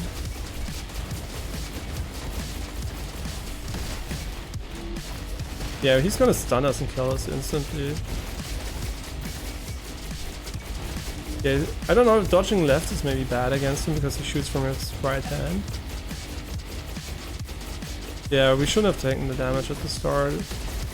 But you can see him charge up, which is really well made actually. Yeah, here you can see the... Yeah, the fucking jetpack is really good. Okay, the mistake we made was to go into this challenge room. We're gonna do another run. I should have pressed restart, I know when.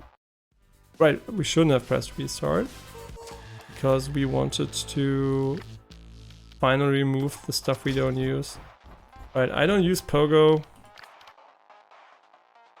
Don't use the cape.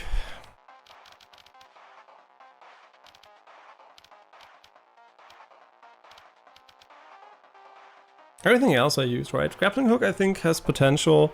I mean, cape also has potential, but I just don't use it, right? A Pogo for sure, but yeah, the grappling hook, I just don't know, man. This might actually be good too. I just don't like the Pogo actually, but also the cape. I mean, I'm just gonna keep the cape for now. Just. Nah, never mind. I'm not gonna take it. I just don't use it, right? I know. I mean, I might use it. But what I'm trying to say is, I don't really like that they give you the upgrade opportunities for things you might not use. So I think putting them in chests and stuff like that just might make it so you don't want to take it, pick it up anyway, because it might just be a disadvantage overall. I mean, reducing the cooldown is always kind of nice, just because you can get the buff more easily from it.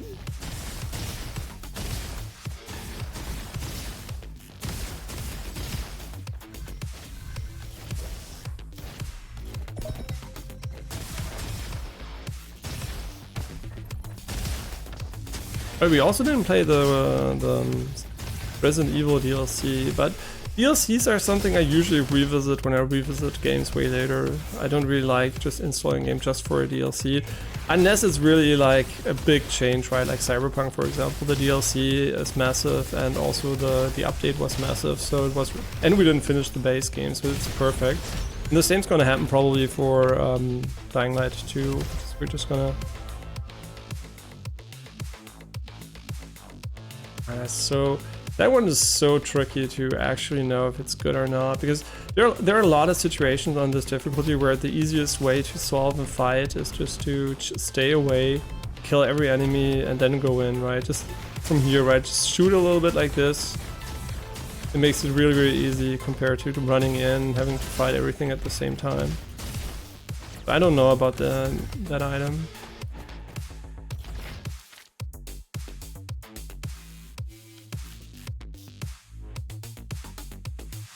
Sure. I mean, this is just the better version. Pretty good. But I still think this one can be better. It's because of some synergies you can get in the game.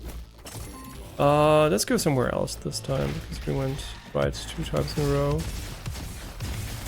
Yeah, this one with hit scan is actually kind of nice.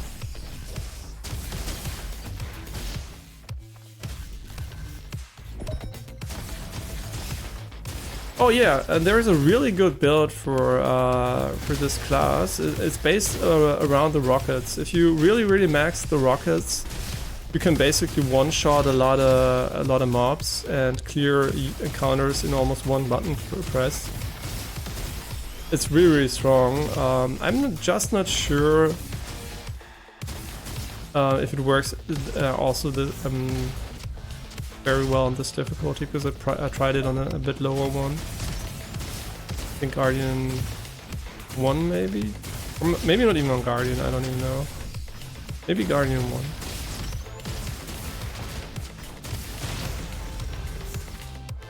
Yeah, see, for example, this is very good, because now we can just use the rocket to apply burning, and then we can also get the bonuses for the non-burning damage if you really if you want to. So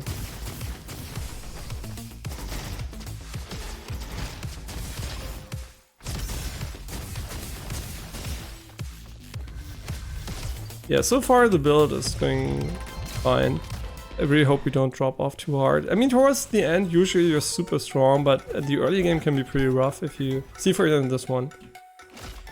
This makes it really good. Yeah, we don't have a lot of marking stuff, but it could be really good too. Yeah, and as you can tell, our damage is pretty bad now, because usually when we load the next level, the enemies get stronger, right? So we really don't have a lot of damage here.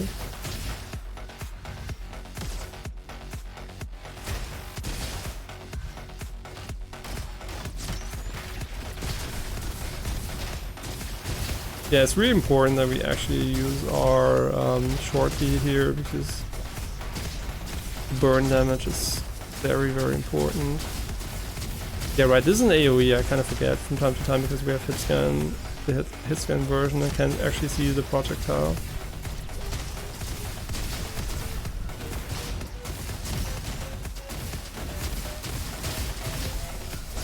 Yeah, this is probably one of the easier arenas to fight in. I don't even know why. This arena just basically is one I tend to struggle a bit less in. Probably because the enemies that are spawned aren't as strong.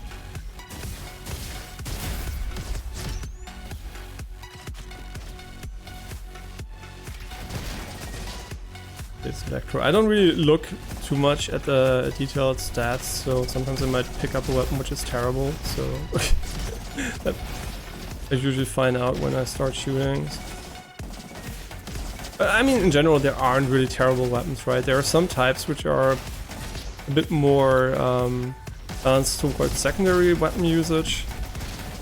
I mean, mostly the flare gun, basically, but every other weapon in the game, in my opinion, is kind of okay, right? There are some which are really easy to kill with, and I guess that's what you might call a good weapon, but just when it comes to raw DPS, I think they're kind of okay from a balance perspective.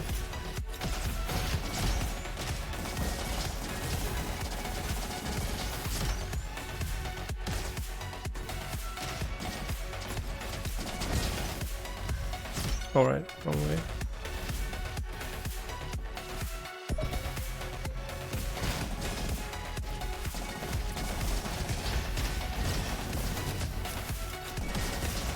Right, you can also slide in the game, which I obviously don't use, but it's actually kind of okay.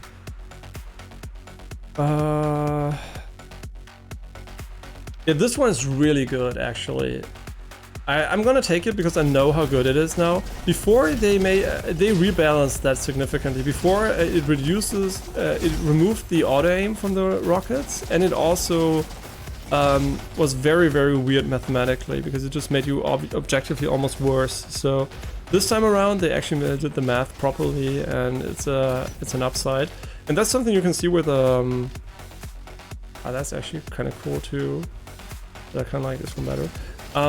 I still think it's something they did a good job with a lot of different builds in the game, where initially, especially also the drones with the engineer or whatever, just mathematically some of the upgrades were even downgrades, right? I mean, not downgrades in an maybe overall perspective, but very close to being not a good option to take at all.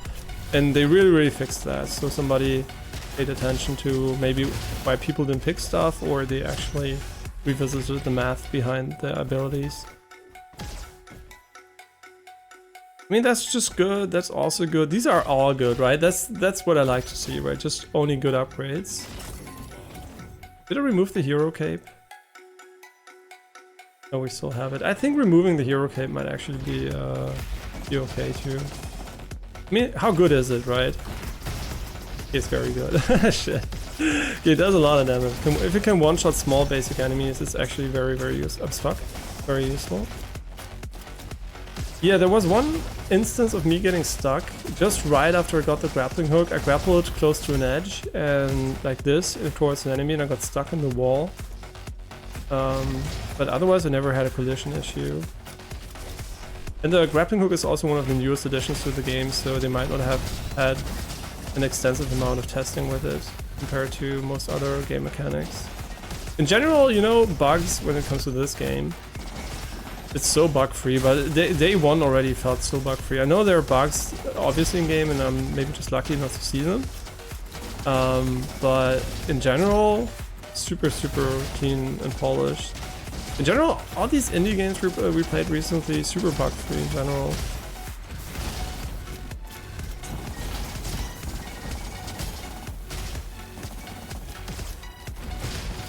Yeah, the additional rockets are really nice because it's just objectively better.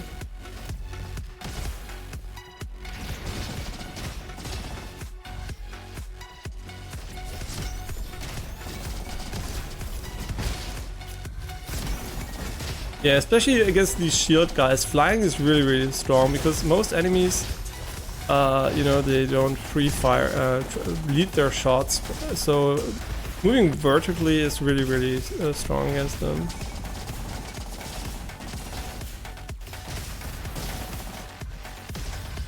Yeah, but we're playing really badly here. We have to be careful. I think this might be where we die. This is a very, very dangerous situation. We can't kill anything. Yeah. One of the reasons why I kind of dislike going to the left. Okay, one more. Kind of one reason why I dislike going to the left is because of I've been playing so badly. I play so badly on stream. I mean, obviously we died a lot with the Elementalist, and I never played this class on this difficulty. Maybe it's just difficult in general, but I mean, this is just quality of life shit, but I kind of like it.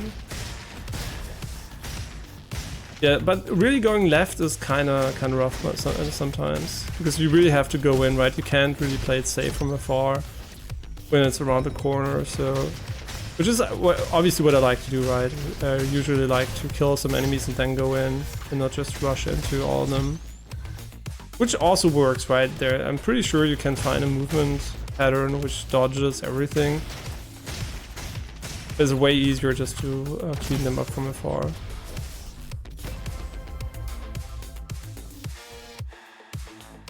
Kind of not sure if this is worth it. Mathematically it isn't, but you know, I never took it. Let's just fucking take it. Maybe I took it once, I don't remember.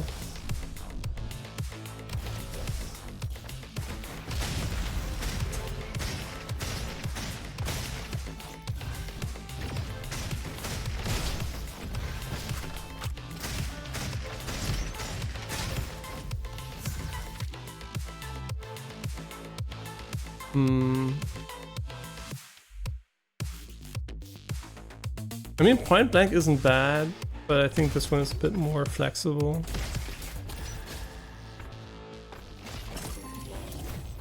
Yeah, let's go right again. Oh, we never went there. Let's go here.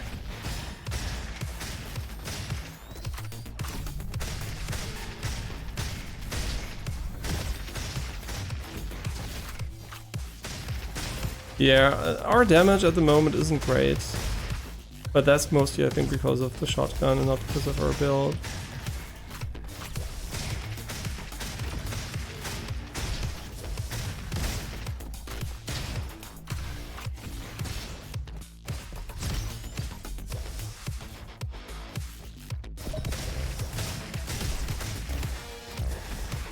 Oh my god, I hate this guy.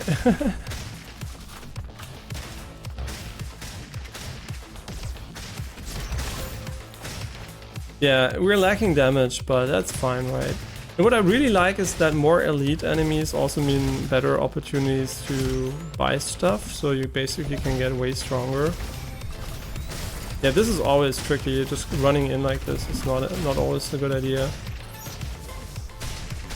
Yeah, and also these shield enemies, I mean, they basically spawn in every level now, so... But I still think the most affected level is the first one, because usually you didn't even find any advanced enemies there. Yeah, that's also kind of nice. I mean, why not, right? And even if you hit the weak spots, right, it's still good, because you're gonna have weapons that can't actually crit otherwise, so...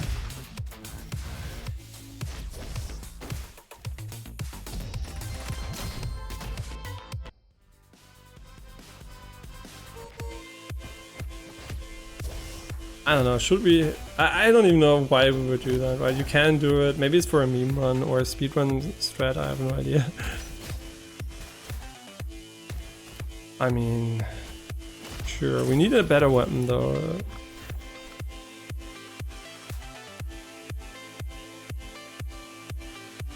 These are both really good.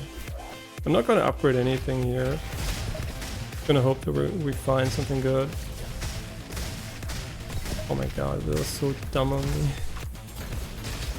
Usually I don't trigger them immediately, but this one really has a longer range than a lot of others, so...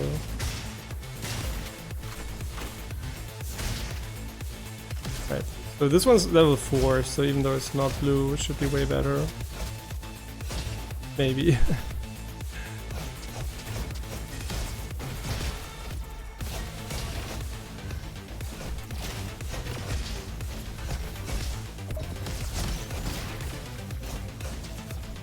Come on.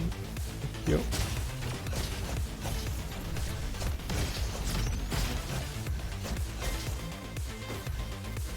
Yeah, it is a good weapon, right? The knife. I know it's one of the better weapons in the game. It was, at least. It was very, very well liked for speedrunning. And yeah, it has a really good DPS.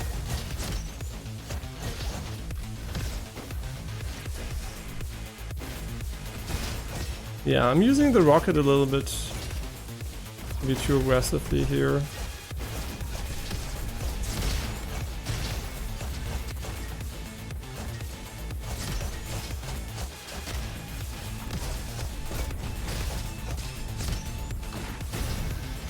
I mean, the stomp is really good. I don't know why I never got used to using it, because now I'm in the air quite a lot, right? It seems to deal really a lot of damage. Maybe I really am missing out by not using these things. Because it also ties into head bonking, right? You can just go above enemies and stomp on them.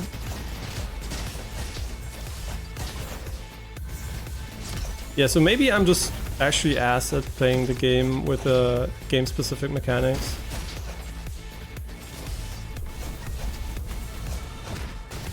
Because this must do a lot of damage, right? There's no way it doesn't do a lot of damage. Yeah, this is really cool. Actually, I should do that more often. Especially when we have a weapon that is not that great. It should be really nice. And it also stuns, so... Okay, why did we throw away the pogo stick? Well, I don't like the pogo stick. I know you can slide pogo stick jump and then probably crash down again, but... I don't think it's, by the way, the best strategy, right? I still think we should just safely pick them off one by one here, if we don't care about our time.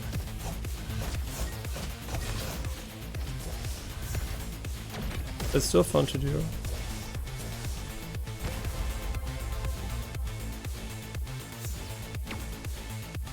Yeah, I think dealing 20% more damage only with burn is not really worth taking 8% more damage. Because usually we don't die because we don't kill the enemies fast enough. I mean by 20%, right? We usually die if we're really missing a lot of damage. Okay, wie war die Arbeit?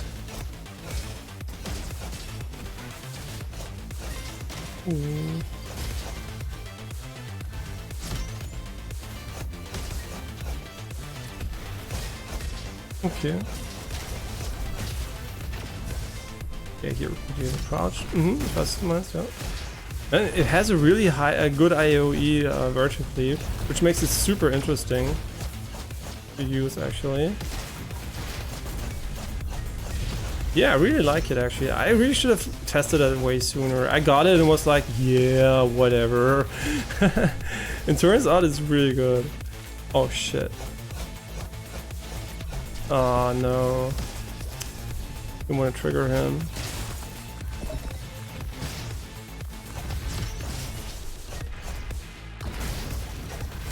I don't know if we actually trigger it if we land on the enemies, so maybe it's better not to land on them. It's really good. Dude, just the stun alone is almost worth it. Oh, that's really nice. I think this one is insanely good. It might seem like complete shit if you just look at it, but especially since we have the reduced healing stuff, right? Yeah. Oh, that could be huge for us. Interesting. These could be good too. And depending on which route you go, you basically have guaranteed access to a legendary too, because this one always has one, so it might actually be really, really good. Oh, right, this is just a dead end, but I'm just gonna do it anyway. Boom! Well, that was not as great as I hoped. It would be.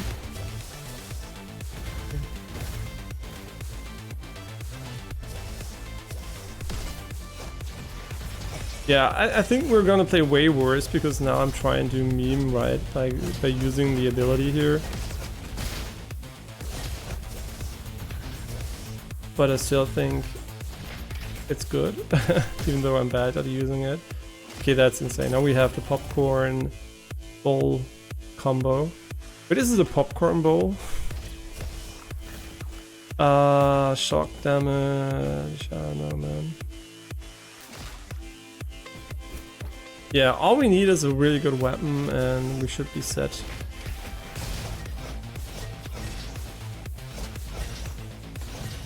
Yeah, see, but just playing like this is so much safer, right? We don't need to do any fancy dodging. We can just run in and kill them easily.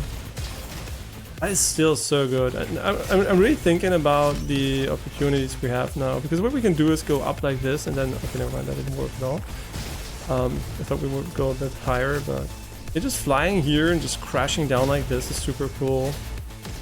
And it's also not dependent on our build too much, so it's really nice. I just boom, go down like this and destroy these guys. And it also dodges at the same time, so it's kind of really, really neat. Boom. Yeah, I think it's good. I think it's actually good to do this just from time to time. Just, you know, just dodging downwards.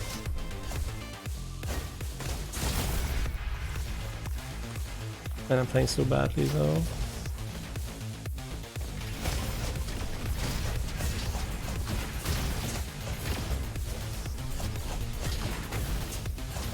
Yeah, this guy's gonna kill us.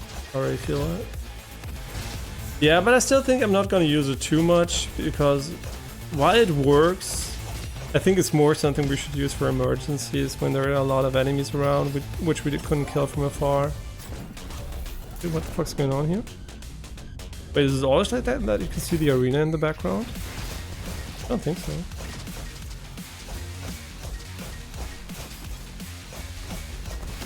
Yeah, probably the easiest boss in the game. But he can one-shot you, so...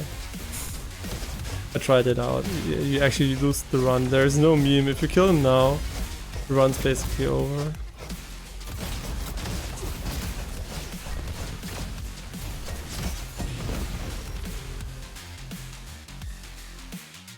Wow, that's also good. There's so many good synergies with the one thing. I really like it. With the regeneration. I didn't feel like this must have been very close to an A time, because we were so slow. Yeah, I mean the boss is really hard at the end, so I really like taking this early. And that's also kind of nice. I'm not gonna lie, this could actually be good in some situations. Like for example here, it should do 20% more damage, which in my opinion is pretty good. I don't know how accurate the game is about tracking these things, right? But I mean what the threshold basically is, but this should work.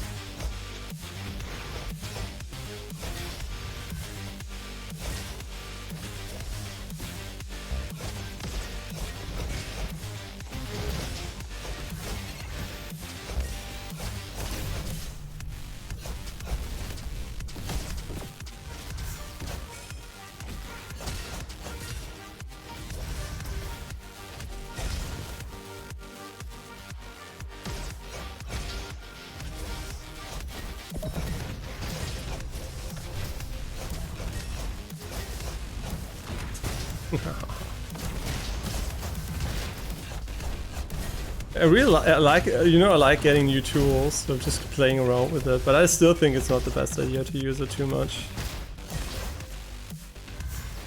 Even though we didn't die yet, and usually when something's really bad and you try for the first time, you die pretty quickly, so... Wait, where is it? Oh shit, there it is. Ooh.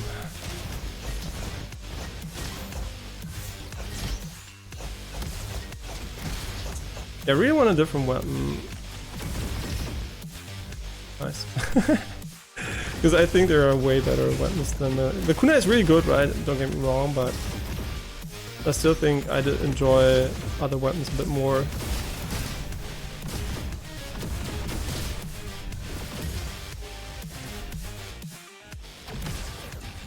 Right. Oh wait, there's a glass window here, so we can't actually cheese this one too much. Opium. Just proceeds to cheese it anyway. I think we are just gonna take the cell. Yeah, sometimes we can't jump fast enough. I don't know, making the jetpack faster would have been completely broken, so I know why they didn't do it, but sometimes I still wish it would be a little bit faster. This is really bad, I shouldn't do this. Yeah, this is my classic mistake. I just run in, and I completely ignore all enemies, and then I'm like, why did I die? No, I'm never like that, I always know why I died, but it's way better just to play safe here and just kill them like slowly here.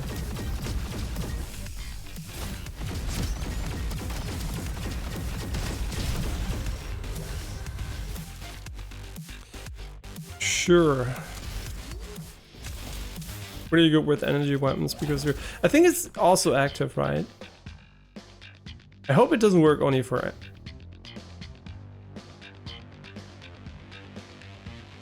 I mean, the icon is actually... Does top quality not trigger for this? Just... Ah, shit, this one's really good. I want to find out, right? So I'm just going to buy something here. Oh my god, they're all energy.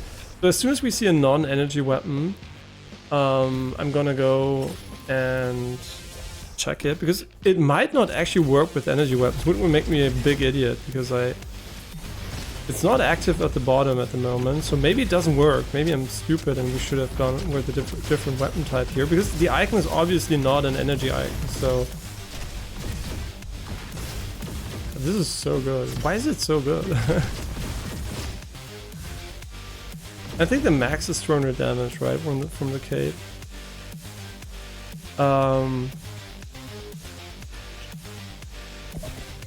200% more damage. I would like to know what the height is you need to be at.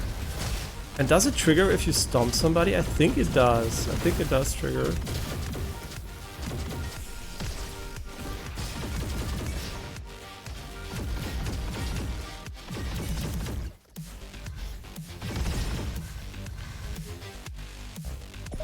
Yeah, but we need a non-energy weapon to try this out, so I really hope we don't die now, because I'm really curious to see if it actually doesn't work. Because if it doesn't work, we are losing out on so much damage by picking energy weapons that it's a big mistake.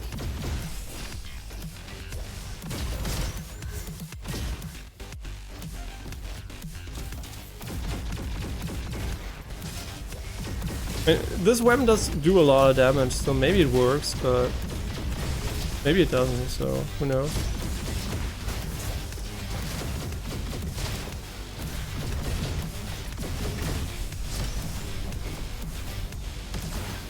Okay, now I'm playing around this mechanic instead of shooting. I don't know if that's a good idea.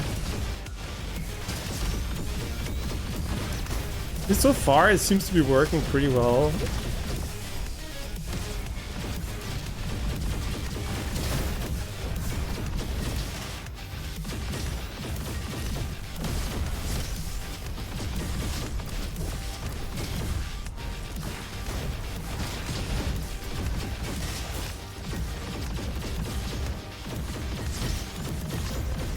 Okay, is there a normal weapon here? Of course no. No, there are 2 energy weapons. We can still not test it. I hate that.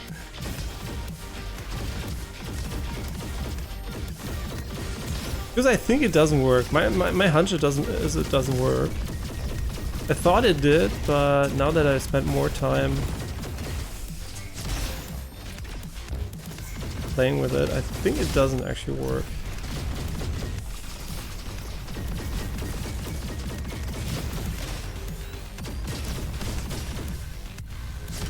Okay, they didn't drop a weapon, I think.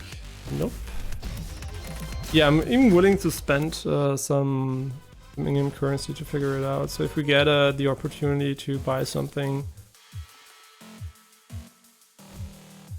I will do so. Ah, that's so good. Okay. Yeah, I'm just gonna pick this weapon here. this. It doesn't show it if it works, unfortunately, because some are.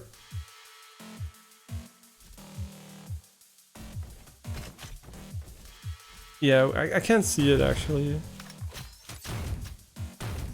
Because usually at the bottom you can see it.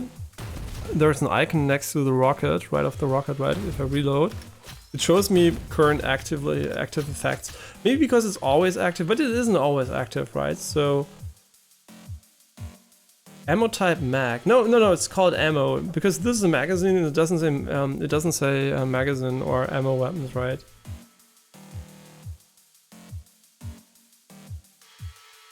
I think it also works with the other weapons, to be honest. I'm not sure though.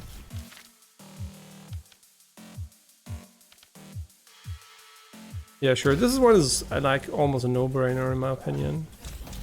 Unless you really like swapping weapons or have a build, focusing on that.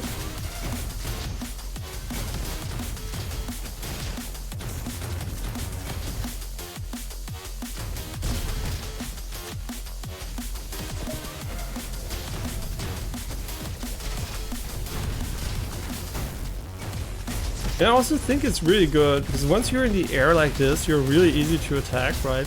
You're really slow. I think it's really cool to be able to dodge downwards and just not take any damage.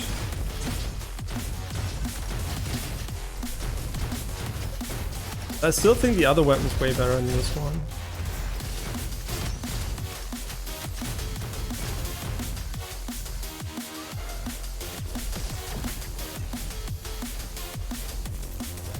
Yeah, I should have just gone about it. Not so sure if I want this. But I mean, this is good against the final boss, right? But usually you want AoE on your explosions if you're not up against the boss.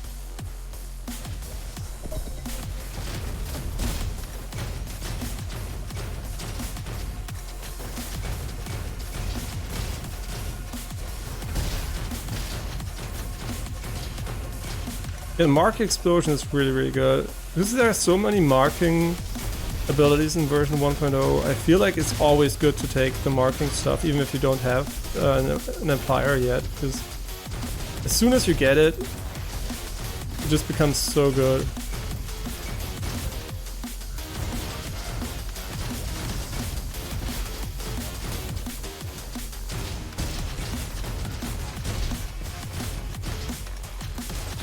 Wait, does hot potato actually mark?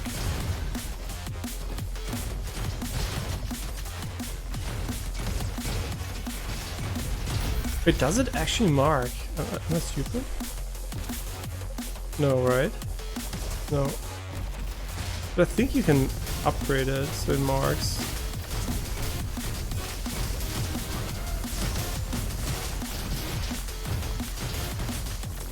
Yeah, we're playing really badly here, but I think we're gonna make it because we do get enough healing here. Sure, why not?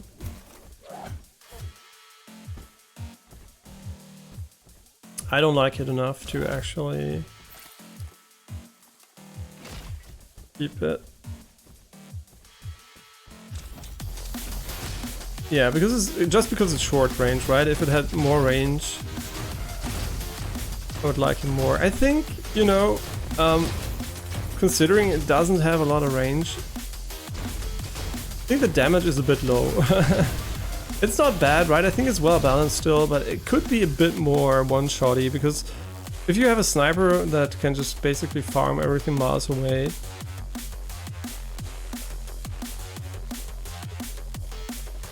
I'm not sure. I mean, they are not that important for us, so maybe I shouldn't have taken that.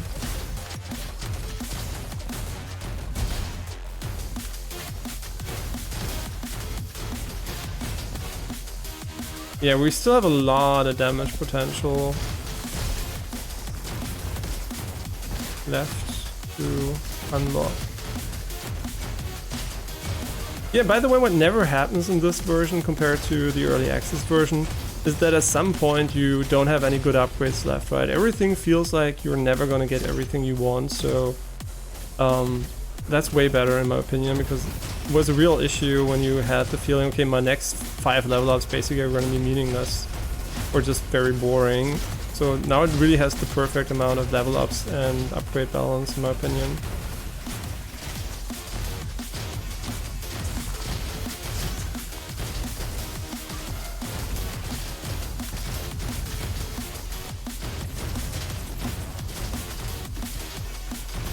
And the most important part here is just chill, right, and not take too much damage. Yeah, so I didn't go for the revolver, but I really considered it. I mean, the shotgun is doing good, fine work for us, right? Yeah, I can't really complain about that. Trying to kill a few before the thing here spawns.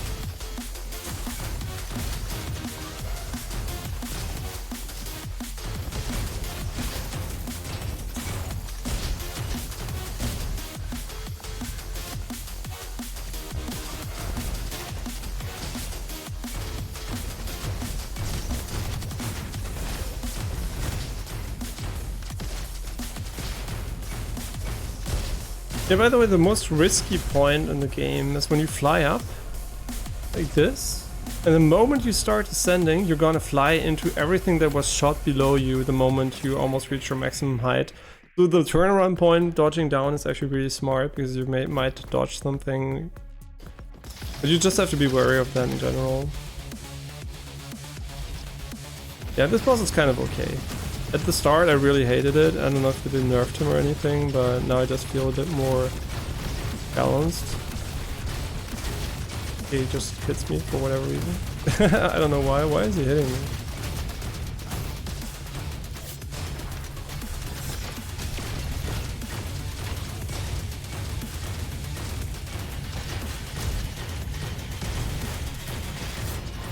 Yeah, here I'm just gonna opt for maximum DPS so we don't have to care too much about his game mechanics anymore. Yeah, that's also good, right? These are really good. So do I want to keep the shotgun?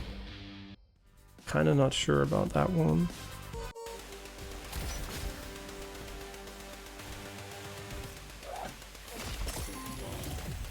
Sure.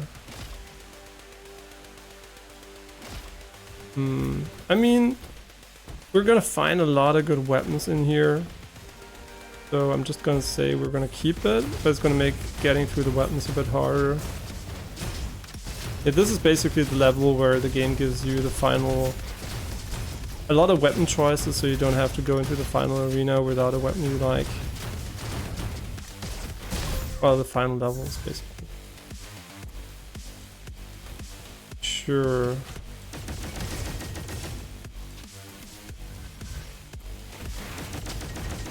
I mean, I just took it because I knew there were going to be arenas that are really, really wide, like this one here. And you sometimes just need to kill enemies a bit further away.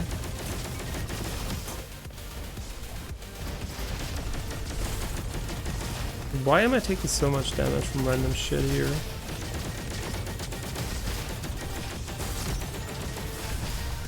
Yeah, that was terrible. Maybe we should have kept the shotgun, I don't know. Yeah, these passages here can be very, very deadly, because once the enemies just spam into it, you run into it, it can just fuck you in one hit. Oh my god, this weapon's so bad. I actually don't even know if I ever wanted to use it. I mean, did they change it maybe? It was so terrible. No, it still is actually completely terrible. I mean, maybe it is, maybe I'm just bad with it, but it does make hitting flying enemies almost impossible, so... Or not impossible, but very, very annoying, so... Kinda don't know if I ever want to use it again. Shit. Wait, I got hit? Oh my god, oh, we were fucked. Did you hack me, you fucking bitch? I mean, he can also hack us, so I don't know.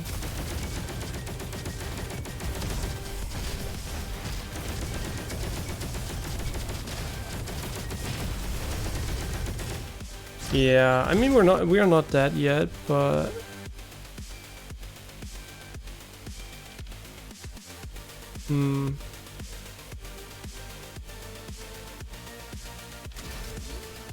yeah, we don't have enough upgrades left to really make the rocket build work, so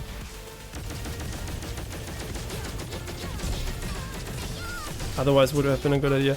I'm gonna check for an fall right in a moment. It's my activity feed on my phone. There's an app update that doesn't work anymore, and oh my god. Okay, I'm just gonna check it right now. Sorry.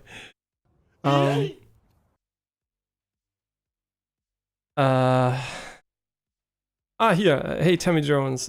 Thanks for the follow. You're an artist and a professional graphics designer. I love playing FPS games. How are you? I also like playing FPS games. But that is almost true for every genre. I like racing games. I like FPS. I like RPGs. I like dying in games.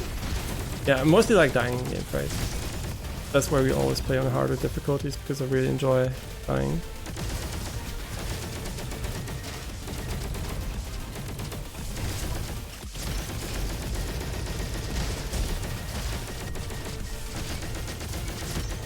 Someone die. Thank you. 10 of those. Oh no. Every time you go in there and you see the shields, like, oh my god, no.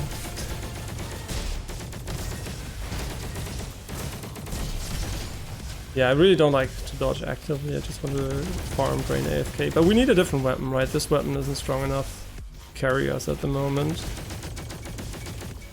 It's basically the main reason why we have to struggle so hard here, because the weapon's dog shit.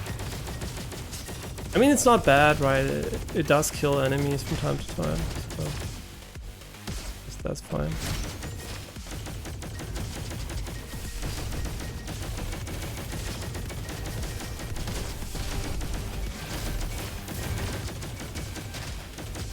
Jesus Christ, our damage is so bad. Compared to what is possible at this point of the game, I mean, you can basically just instantly destroy some enemies with good builds.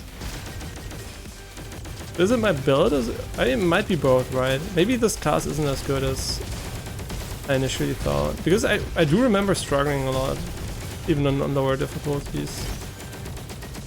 But in the early access version, I really enjoyed the class, so maybe it got nerfed, or or the other was got buffed, or I'm just bad. Probably I'm just bad. How's my day going? If I've played Warzone, yes, I played Warzone, but not the current version of it. So it's maybe has been a year or so. But yeah, I did play quite a bit of Warzone, and otherwise my day is going fine. Enjoying a little bit of Roguelites here. The plan was to play Cyberpunk 2, but since my girlfriend started cooking, it might actually, I might actually not have the time for that. Because we did end up playing more of this game than I wanted to. Oh no, it didn't give us a weapon. No, shit. Yeah, usually you drown in weapons here, but turns out you don't. Wait, this one, there is a weapon. I don't pay attention enough, I guess. Yeah, this probably is better. We still have 2 cinemas left. Well, not cinemas, an art gallery, and I don't even know what the other stuff is. We're done with the level 2, right? Yeah. This might be the exit, so if we don't die here... I still want to go into the cinema because I don't think this weapon is either the one I want. I'm gonna die here. I feel it. Yeah. This guy's gonna kill us, but no, it's not. We're not dead yet, but pretty damn close. Yeah, I still think this is good, even though it's a bit late for the build.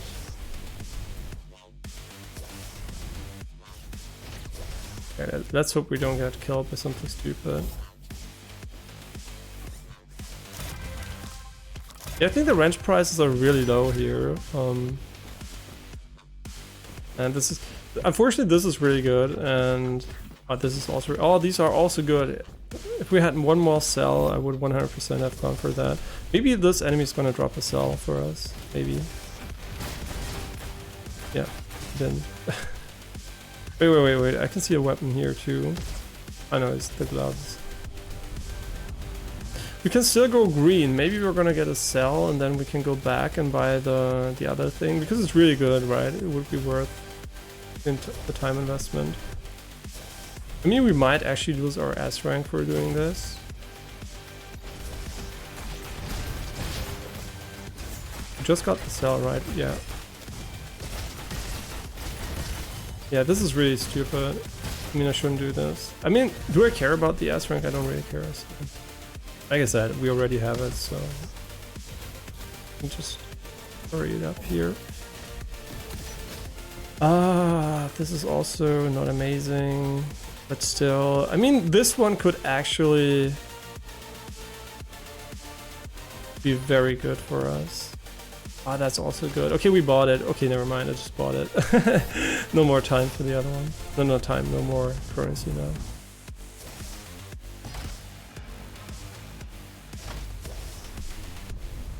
Do you have any plans to stream on a daily basis? I mean, I'm not technically streaming on a daily basis at the moment, but for some days I'm usually streaming pretty regularly. But daily is pretty hard to say. I mean, it's probably going to be multiple times a week, but there are always days when I just have other plans, especially on the weekends, or just don't have enough time. So it's basically multiple times a week, probably. But how often and how long is very, very inconsistent, just because I don't plan my life around streaming, but streaming is just basically not the afterthought, but you know, not the main focus of my planning.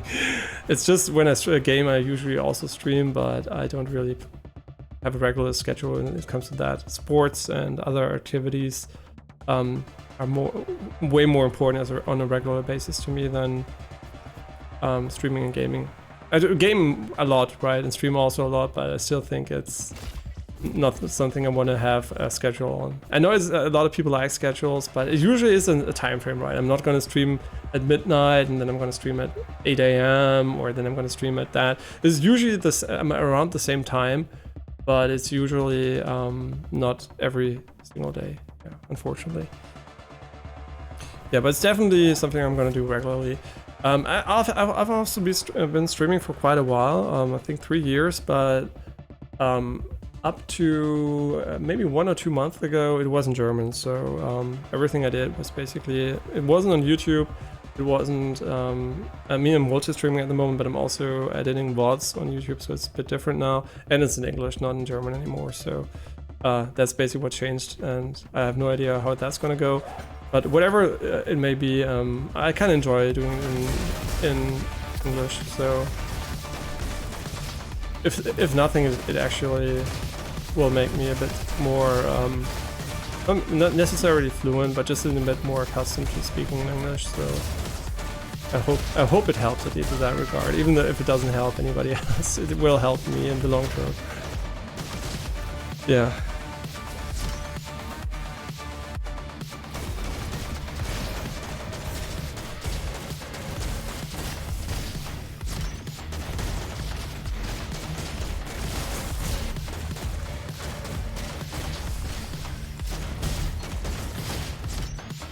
Wait, do we want to take the weapon? Nah, no. Like I said, this weapon is so good. I don't think we ever need another one. So yeah, I think this is going to be our final weapon, unless I find a legendary one, which is really good.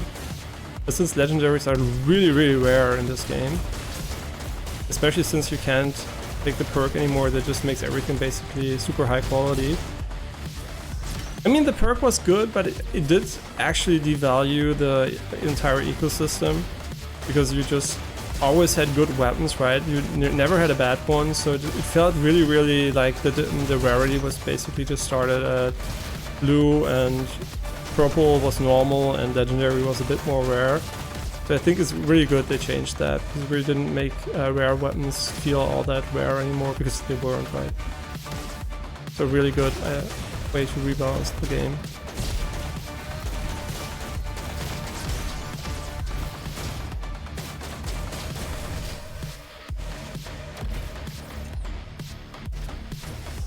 Yeah, this section, like I said, is super stupid that it was trivialized, but...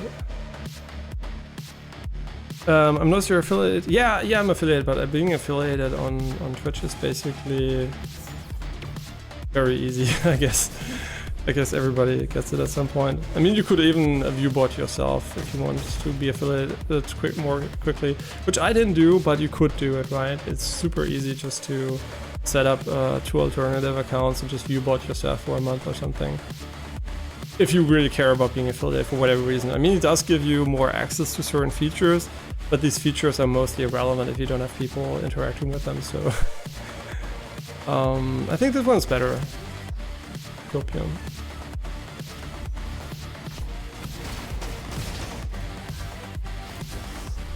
And by the way, why you might be wondering, why doesn't he have emotes? The reason why I don't have emotes is because I usually don't want to incentivize anybody to spend money on things which aren't important, and I don't think I mean, if you're super rich, that's always what I say, right? If you're mega rich and for whatever reason you don't want to help somebody that really needs help, go ahead, give me money. But if you really don't have a lot of money or you care about helping people, you probably should give it to somebody else. If I really needed money, I would say it, obviously, right? I would say, yeah, sure, you can also give it to me, or wouldn't say anything or whatever. But since that's not really the case, right? I usually tell people to spend their money on something useful for themselves, especially, or give it, if they have too much, give it to somebody who needs it more than me, right? You don't need to give it to me. And that's unfortunately, that's a bit of the culture thing on Twitch. A lot of big streamers get a lot of donations and they actually don't need it anymore, right? They're super rich, especially that's Shroud, Asmongold, whatever. They're just super rich, right? But there are a lot of streamers that need the money way more. So if you have a Twitch Prime, usually you should just give it to one of those, right? Because what good is it to make rich people so rich? Especially Asmongold, right? Giving Asmongold money is like giving money to a wall, right? Asmongold doesn't even use the money, so Shroud at least uses it a little bit for himself, or a lot, but Asmongold basically doesn't even care about the money, so why not give it to somebody who actually cares? Not me, by the way, somebody else, because I also don't need it. I mean, I don't have as much money as Shroud and Asmongold, obviously, but I'm not a needy person, and there are a lot of people who need it way more, maybe people who actually also want to make a living of this, and I don't make that, right? I don't care about money on Twitch, so yeah, that's why I don't have emotes, because I'm A, lazy, and B, I don't want to incentivize anybody subscribing. You can feel free to follow me, right? That's free, but subscribing is just really if you, for whatever reason, want to show appreciation because of something I did, but not, please don't do it to give me money, right? If you want to give me money, do it in a different way. Yeah, but never do it via subscription. That should always be the last resort, basically.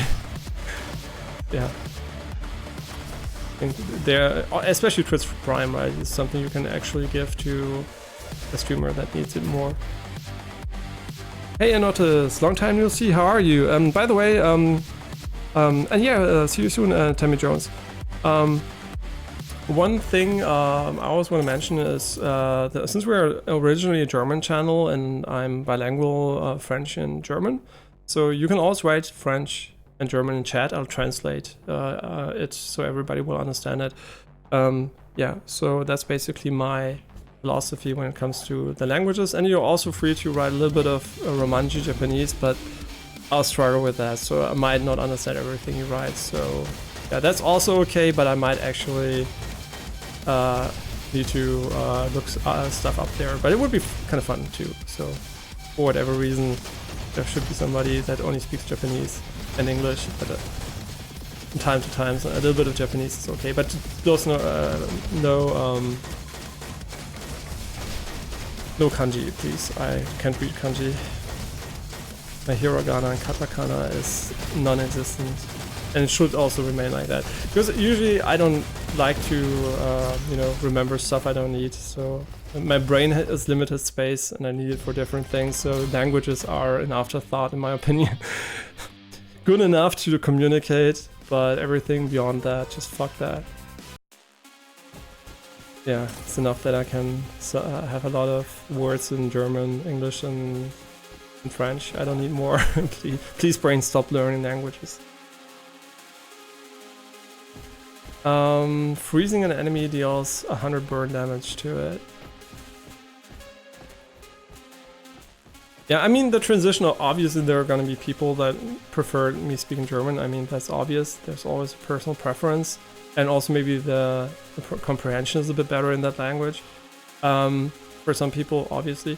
But since we always did this English games part anyway, we never had subtitles or anything. It was always very bilingual in that way. So I hope the transition is not too rough for a lot of people. And if it is, I'm really sorry. It's just something I decided on, and I will very, very likely not go back. And if I do, I'd probably still try to mix it up. But it's very, very unlikely that I'll go back, because just basically, if I compare how much time I had in my life to, I don't know, actually, maybe this one. How much time I had in my life to, did I actually do anything back there? I'm not sure. How much time in my life I had to speak German compared to English. I really need to up my game when it comes to speaking English, because it's maybe like 5% of what I spoke German. So yeah, my consumption is very high in English, way higher than in German, but I still think I need a lot of practice. So yeah, that's basically one of the reasons I want to challenge myself a bit and not just take the easy way out and speak German.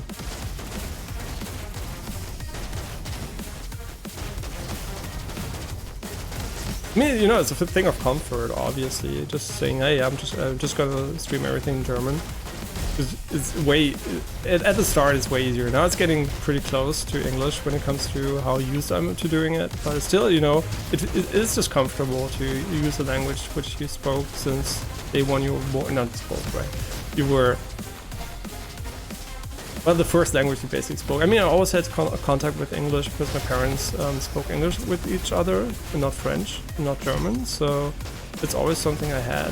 Those in my life, but it's not something I actively spoke until later on when I was in the US, which was actually a bit late, right? I think if I went maybe 5 years earlier or something, I would have had a way better chance of picking up more intricacies of the language than I did when I was younger, but whatever. Can't change my past, right? I mean, maybe I can one day. No, I'm just joking. It's not very unlikely, by the way. A lot of people talk about time travel, like, I mean, time traveling in the future, even if this is not a simulation, is possible, obviously. You can just basically use space-time to warp, basically, the time perception, right? So you can go close to a black hole, just rim around it, and you basically will travel far into the future relative to this time frame.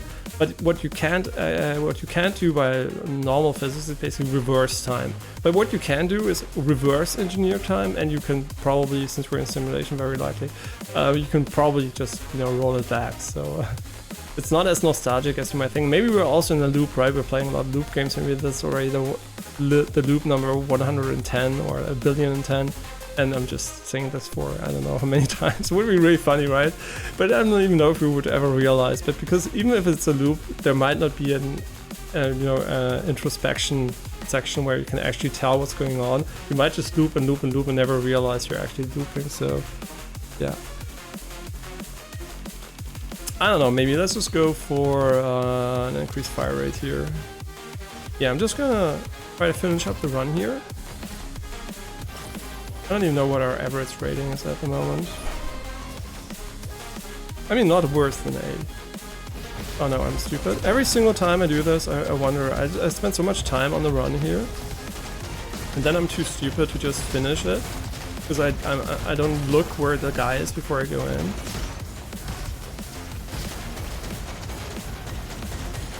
Yeah, all we need to do is chill, and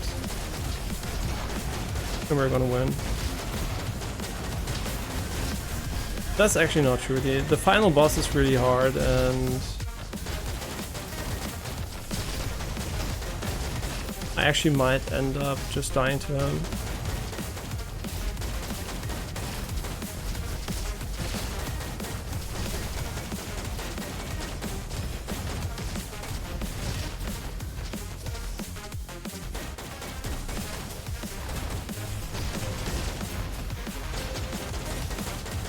Yeah, our damage is okay, I guess. It's not amazing, right? But it's good enough.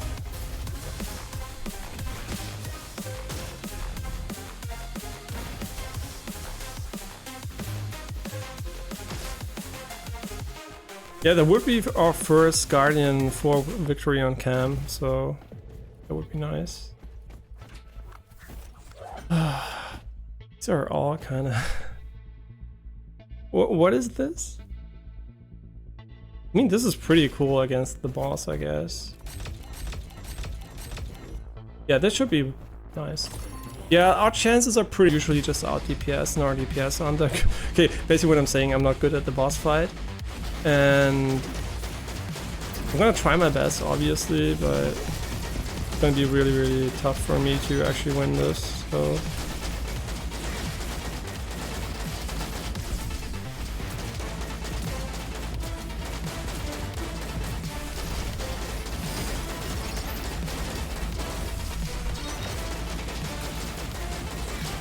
I actually don't know if you should kill the ones on the ground or not. I really don't know.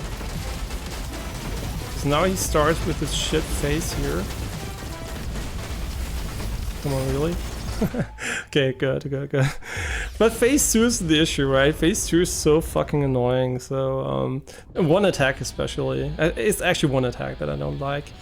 And I still don't know how to dodge it, so we're gonna see if that works out for us or not. Yeah, let's just hope we have an insane amount of DPS and we can just kill him.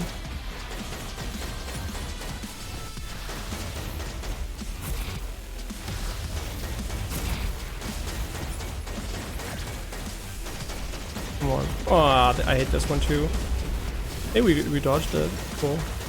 Yeah, I know this one's fine too. We didn't do it yet, so maybe we're gonna skip it.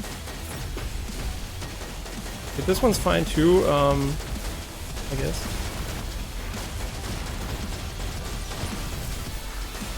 Okay, easy, he didn't do it. See, that's how you win, just good RNG with the attack patterns. He didn't do the one attack that always fucks me. Yeah, that's our first Guardian for a win on cam, and the first, really slow by the way, and the first win with Commando. Nice. But still not our best time, obviously. And next time we're gonna play as the Ranger, which is a really cool class. And for the Ranger, I actually need to change the controls too, because I don't like the default controls here. So wait, alt fire is... Wait, alt fire is gonna stay on Q. No, is it? No, alt fire is gonna come here, yes. Secondary ability... Or maybe not, maybe I'm just thinking about it. Because every single other class uses all fire on Q for me.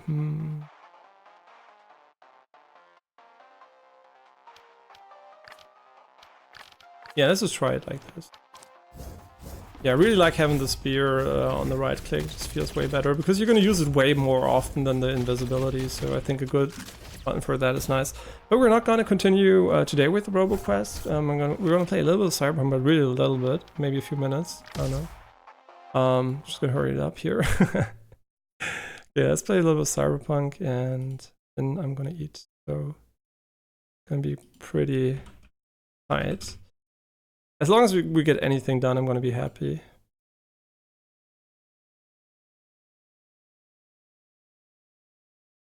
Okay, remember my mouse settings, so I have to Google them.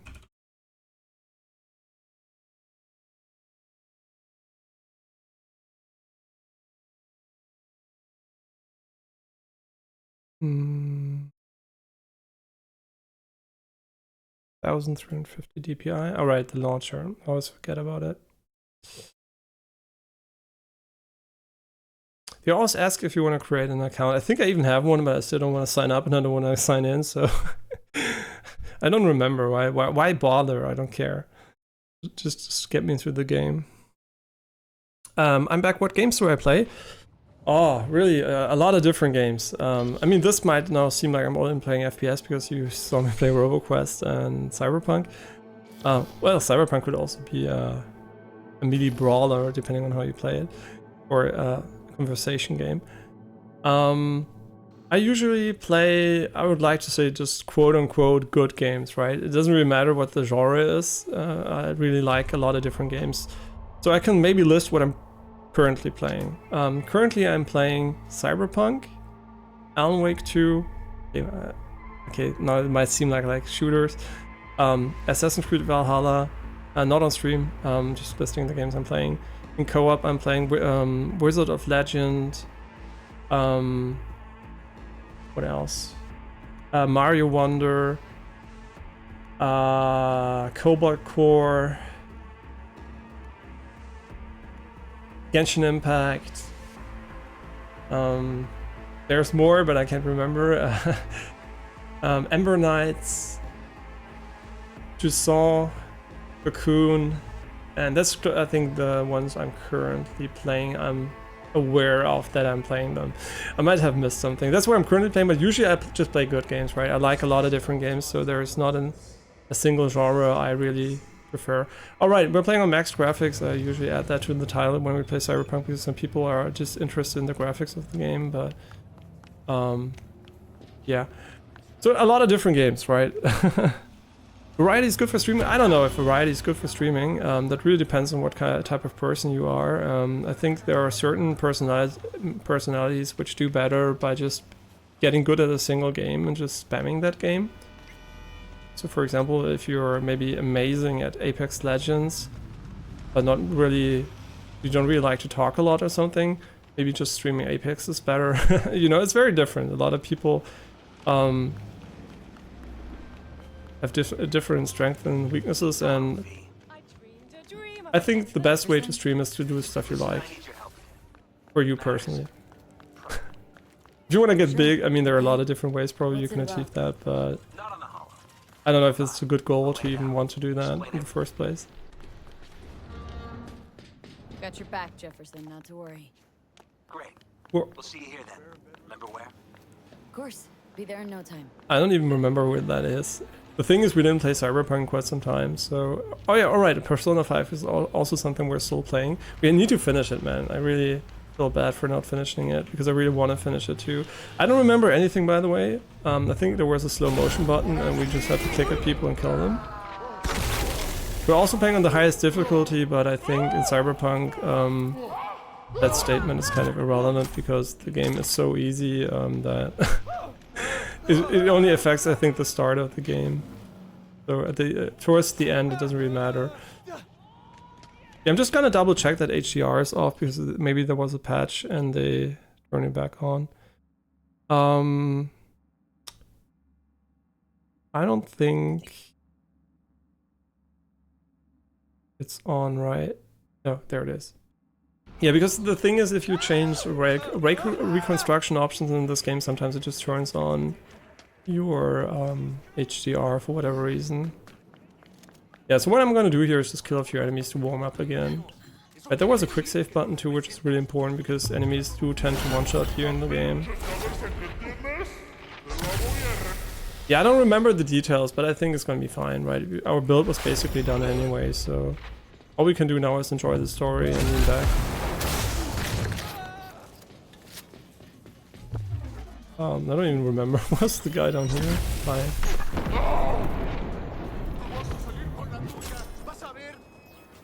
Hi.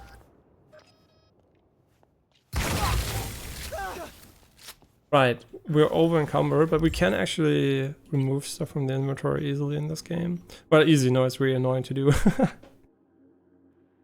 Since when, how long have I been on Twitch? I think it's been 3 years, but out of those 3 years, 95% was in German, so English is basically something I'm doing on Twitch maybe since a few days, on YouTube since maybe 1 or 2 months. So yeah, the English part is new, and as a German streamer I've been there for quite some time. And also I've been on stream, obviously, I mean, I streamed a bit before that, but that was basically just Overwatch to prove that I'm not ban worthy, because I got reported a lot in Overwatch because I was top 500 DPS on Tracer and Soldier, and a lot of people are not very nice if you play Hanzo then when it gets buffed, and then I got banned for playing Hanzo. Hanzo was basically shit in top 500. It wasn't shit, but not that great. And then they buffed him, and then he got meta and really strong and everything. And I obviously started playing him at the start of the meta, and people didn't know yet, so they kind of thought I was trolling. And since there was no leaderboard, nobody could see how much damage I did. And I basically wanted to prove that I was innocent by streaming, and well, Blizzard doesn't give a shit, so it's all automated. Nobody's gonna look at anything, so you can appeal all you want. It's never gonna be change anything. And Blizzard then obviously had a lot of internal issues since then, and that felt kind of nice, because getting the validation that the company's actually shit, and it's not just your perception of it, was kind of cool.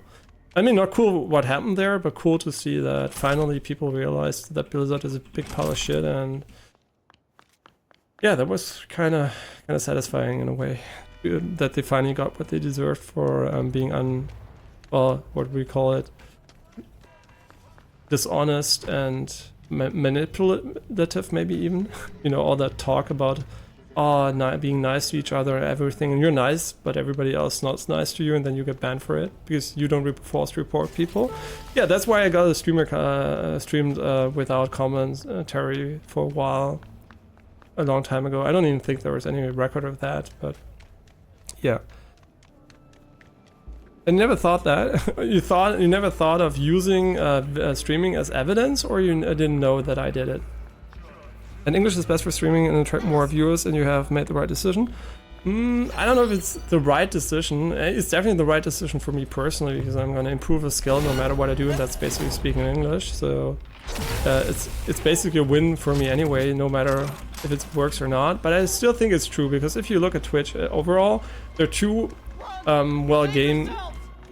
are two reasons why I kind of started even thinking about English. The main reason is, first of all, there are games where German is definitely better from a visibility perspective. That's basically because Twitch doesn't have any algorithms to find stuff. It's basically just based on viewer count. So if you're an English channel in a new game, for example, if you play Cyberpunk when it comes out, you're going to be list spot, 500, 1,000, maybe more. You're going to be very, very far below down if you don't have a lot of viewers, and your visibility is going to be complete ass, right? So for these games, I think German might be better, because you might be in less contested category. But then there is YouTube, where the language doesn't really matter. So the algorithm basically is king, and then English is way better. And also for smaller games which have 0 viewers on Twitch anyway, because nobody's streaming them, it doesn't really matter if you're in. It does matter if you're in German and English, because English is going to be way better, because already a small amount of people watch the game anyway, and then you limit also the potential amount of people speaking the language. So yeah, in general, there's a few games where I would say English is not a good choice, and we're gonna have these games from quite often too, because I always like to play good games when they come out, and a lot of streamers do that too, so it will happen. But for a lot of smaller games like Roboquest, Cobalt, whatever, I think English is way superior when it comes to the potential visibility. Not that it really matters, right? I stream games and play games because I have fun doing so, and having more people or less people watch is just like a nice side effect, right? It is not the main reason why I feel happy or sad or whatever. I don't base my I know who I am, right? I don't care that much to be. I don't try to be a personality that is super entertaining, right? I don't do the Asmongold thing where I have my streaming personality and I'm a personal personality, and I'm not the biggest fan of doing that personally, but I don't mind when other people do it, right? It's perfectly fine to play a character, or at least be more hyped than you usually are. But I'm just me, right? That's what I like to do, be me, play games and chat with people. You should cater to us Canadian. Yeah, but I already did it, right? I already only because of Apricon, we're in English now. Also, the Canadian flag you can't see because it's behind my green screen. we had up for like, I don't know, a month or so for no, I'm joking. We never had a Canadian flag. But I mean, the Canadian flag is nice, right? It's a leaf. Man, seriously, it's one of the prettiest flags out there. Look at how ugly the German flag is. I mean, the color, what is it? Fucking piss yellow, black, and red. I just had to think about it for a moment. Colorblind in my brain. No, yeah, so actually, I think the Canadian flag is really pretty. Yeah, I think it's one of the prettier flags you can have. I also think the American flag is kind of nice, to be honest, because it has stars and stripes and a nice color scheme comparatively. It's also kind of nice. But Germany is fucking ugly. French is kind of okay because it also has the same color scheme, but it's kind of boring because it's just stripes. And I'm pretty sure there are other pretty flags too, but definitely I like the Canadian ones. I mean, it's not like I have the name Leaf in my name, right? The part the Leaf, so yeah. The Swiss flag is kind of the same color scheme as the Canadian flag. Yeah, that's true. I think it's also nice. I mean, especially since it has a plus or a cross in it, which was kind of symbolically also kind of nice. Yeah, it's also a nice flag, but I prefer the Canadian flag because I like leaves in nature more than I actually like acorn leaves are just pretty. Yeah. But we should really. So where are we in the game? We're basically almost done with the main game. We started the DLC because we had to, or we didn't know we had to, but we luckily did because we wanted to get the additional relic skill trees ASAP. And what we're doing here is basically finishing up the last optional quests and remembering the controls, which is a big part of it. Wait, that's not how you call the vehicle, right? You just press the button. Yeah, and then the plan is basically, I've never finished the game, so this will be my first ending, and then the plan is to do the DLC. And unfortunately, it seems like we are already at max level now, so we will not get a lot of additional RPG goodness out of the game. I think the game didn't... I mean, which is okay, right? They didn't plan with people maxing out every single side quest and stuff like that, and also doing a lot of optional, small optional stuff like we did. But I still think it's kind of stupid now that we don't have any progression to look forward to while playing the DLC. But I guess that's also because we already got the skill tree. How do you turn on the radio? Not like that, I can tell you that much. How do you turn on the radio? Okay, there's a symbol in the bottom left. See, this is why I like bikes. You can just phase through cars like in the real world. You also wonder why people don't wear safety gear when they ride their bike. That's because usually you just phase through everything, right? You don't have any accidents.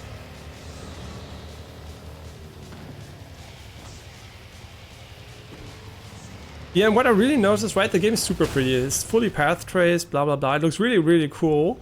But what you really notice after playing Lords of the Fallen 2, which has Nanite, is how simple geometry is, right? Also Alan Wake, for example. I think the biggest thing where you can tell that it's still a last-gen game is just how simple everything is and flat.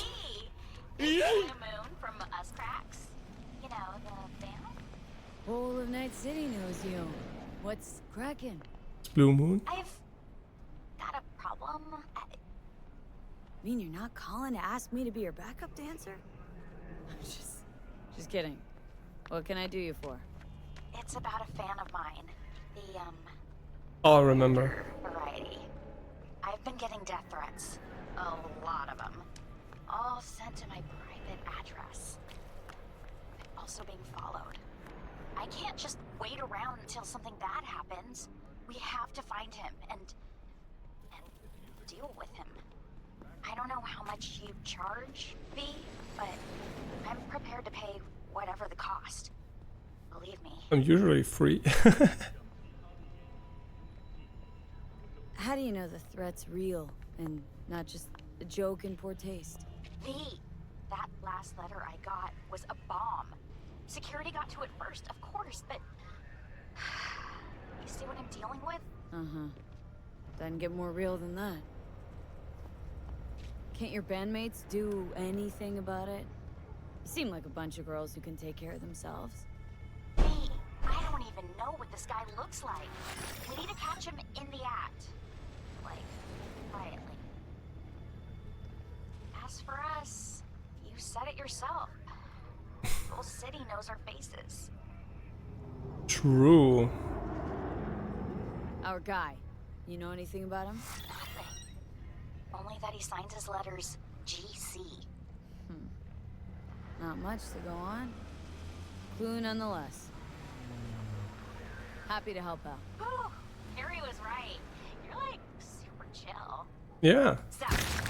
Call you back. No, I need to see my daughter. I think I'm really super chill. I'm sorry. Now we can talk. Go ahead. Help! Oh God!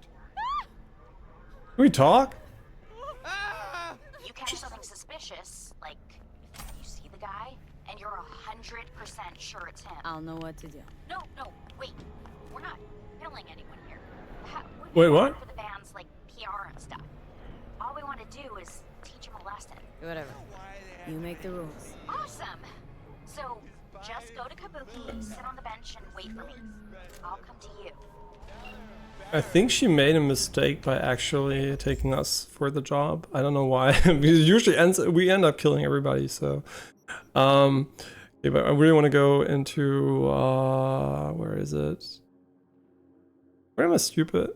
Can we just have a side quest where we needed to go right here? Yeah, right here. Sorry, if you don't mind, can I share something with you? Sure, yeah. I mean, always, I remember, maybe you already said it, I'm just gonna say it anyway. If it's private stuff you don't want to put out publicly, you can always DM me or whatever, right? So if it's something that's maybe private, you can also discuss it with me. I won't obviously discuss it then on stream, but yeah, just that's the only thing. Otherwise, I'm usually open to all kinds of questions and whatever. Of course, I sometimes might not choose to answer them, but I'm usually very, very open to stuff. So yeah. Yeah, Alex is pretty friendly. The pretty makes it pretty sus that you said it.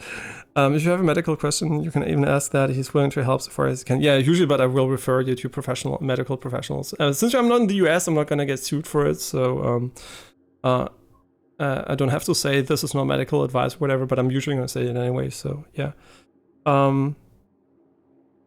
And that's nice to hear that I helped you. Like I said, I still remember when we met while I played Assassin's Creed Valhalla. It was still pretty early on, I think, in the streaming days for me. And I'm glad I could at least help you a bit. I mean, you know, it's I think it's literally impossible for anyone to completely solve the issue at the moment. So the best you can actually do is just refer people to the people that can try to help. It's very, very hard in some cases to really do very much yourself. So that's why I basically always try to give pointers to where you can get help, or maybe also talk a little bit about the issue and stuff like that. No, nobody's there. No. Oh. These balls are pretty. Don't you think so? Oh wait, I'm a girl. Saw more of those freaky murals. Did they start making sense? Tell any sort of story? I mean... Oh, just a bunch of tarot cards. Pretty sure my brain's now beyond repair. The tarot tells the story of a fool's journey. Show me what you found. I'll tell you what's left. I'll write the cards. Here. You're still missing 2 arcana. Judgment and the devil. My guess is that they relate to a turning point in your life. One that's soon to arrive. What's this judgment about? One possible future of redemption, transition, awakening. The angel with the trumpet symbolizes the end of an era and a call to rebirth, to a new beginning. Okay, I read what you wrote, Tammy Jones. I'm gonna be upfront there. I currently have no plans, and also not in the near future, to buy or have any artist work done for me at the moment. So that's basically my answer to that. And I always say that every time because it's not the first time it happens. So I always say that right up front. So I usually don't have interest in that. Yeah. So that's just because I don't have any work I want to have done or anything. Yeah, that's always what I say to that. That's basically my upfront answer. Yeah, I don't, the thing is, Apricon, I don't mind covered advertising that much because I get that it's a pretty, rough business and it's the best place to market yourself is probably right in front of the customer, right? So as long as it's, in a friendly and nice way, I don't mind it. So for me, it's okay to ask as long as, not reoccurring too often. Yeah. So for me, it's not an issue.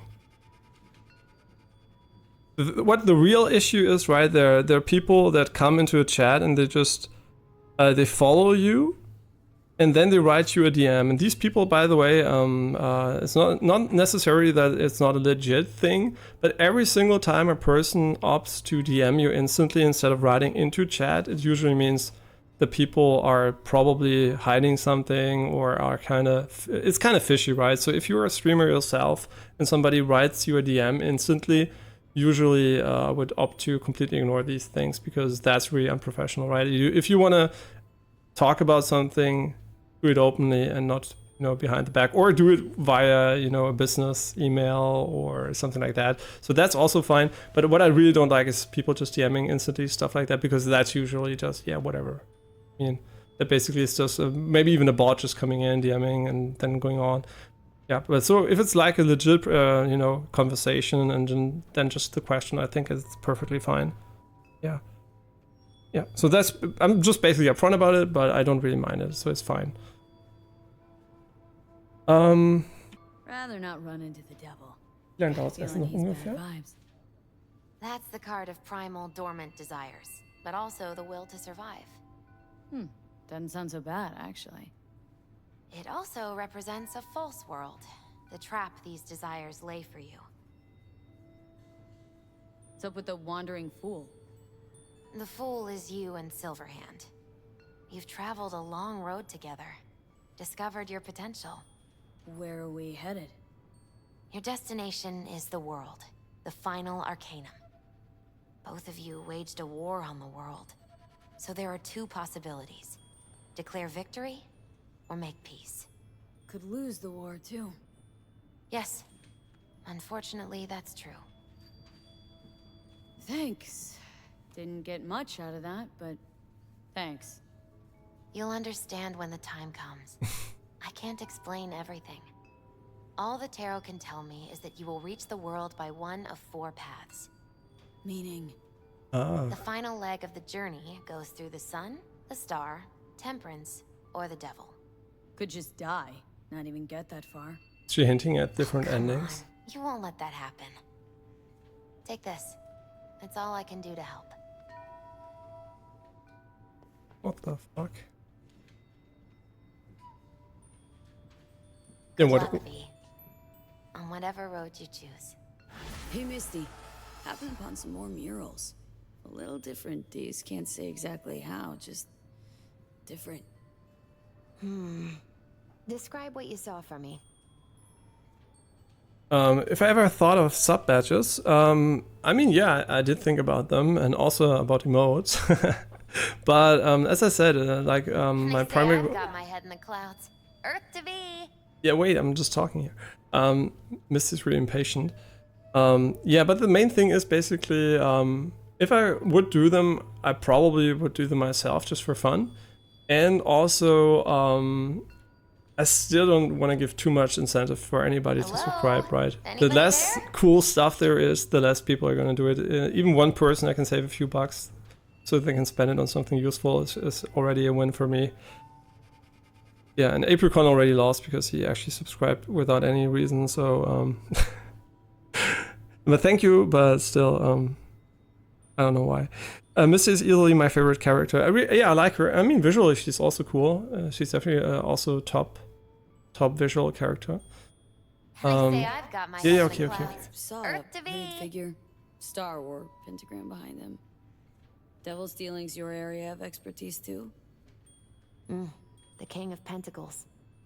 Having dealings of your own with one who's built a rich, The King of powerful Tentacles? realm through sheer determination. Someone like that. Dangerous, V. World looks different from atop a throne. Your reign is constantly under threat. Rather deal with satanic shit, honestly. Saying I gotta be on my guard. I'm not sure simple caution's enough. Bad fate's stronger than that. But follow your heart, I always say. Even in defeat, you'll remain true to yourself. I like the skull she has there. I saw this figure sitting there with, dunno, a goblet maybe? Ah, the King of Cups. Oh, be especially careful with anyone you've met who this card might be pointing to. Well, gotta be careful with everyone I meet these days. On one hand, the King of Cups signifies understanding, emotional balance. On the other, he's the opposite.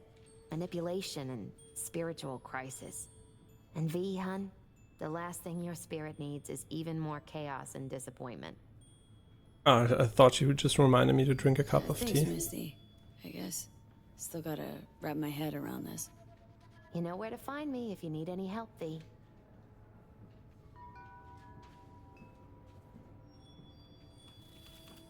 I like the sound. Okay, so we're done with the tarot part.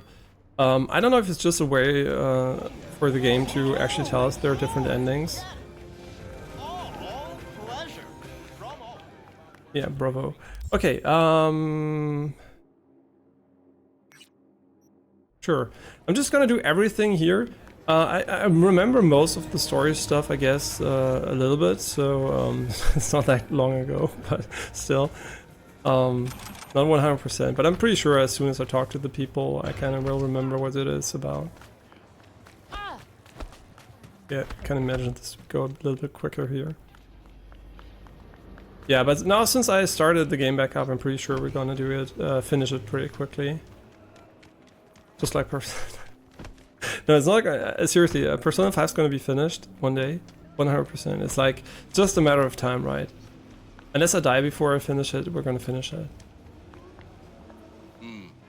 You look okay. Go in. No messing around. Wait, I look okay? Really? Usually I killed the people in this club already. Hey, Linda. Champagne to the VIP room, stat. Okay, just let me give 3 their check.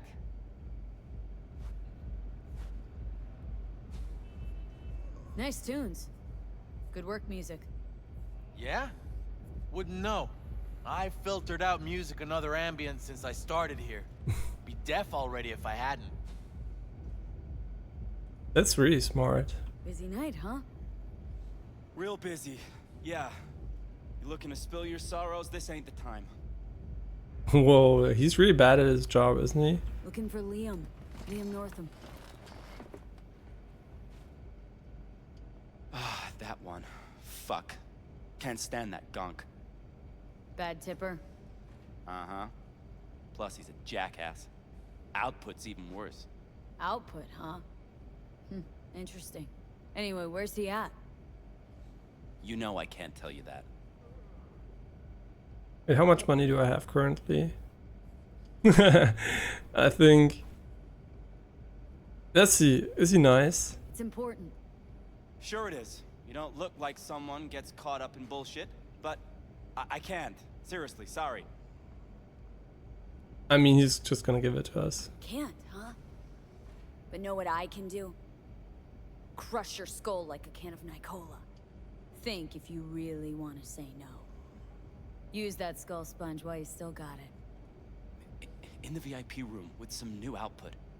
Ordered champagne, so it's a party. But, you didn't hear it from me, yeah? Sure. Hey, the barkeeper just told me something about...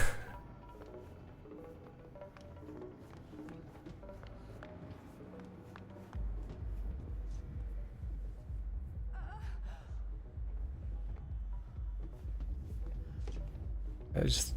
Why does crying somehow... Okay. I'm not gonna say that. But where do I need to go? Wait. Wasn't it? Access granted. Perfect. I don't even know where we need to go. I'm kind of too stupid to read the map at the moment.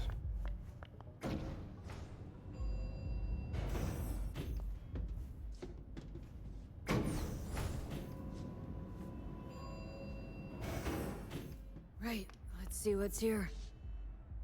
An employee badge. Yeah, I can't hack for shit, so everything that's locked is gonna remain locked. Wait, could you always close it by using right click? Because I usually pressed escape, but this time I didn't. Yo, is this an ad for Riot Games? But check the cameras linked to the computer. Wait. But I'm pretty sure. What does that even mean? Do we need to go to the cameras, or are we gonna check them? We're going here. Remember.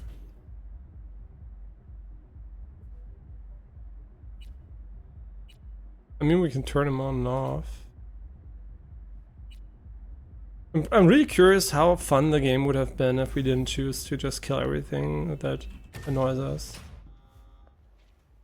Check the cameras, but how do I even figure out which camera is linked to this computer? Because I don't have any vision stuff in me.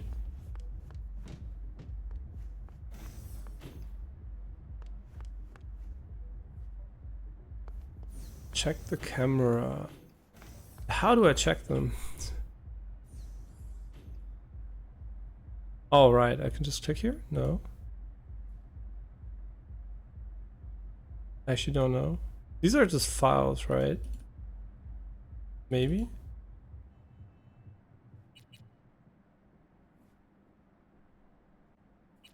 Yeah, see, I don't know what to do here. It doesn't happen a lot in the game, but maybe it's just because I didn't play for a while. I don't know if we can access the cameras from here. I mean, let's just go backstage a little bit.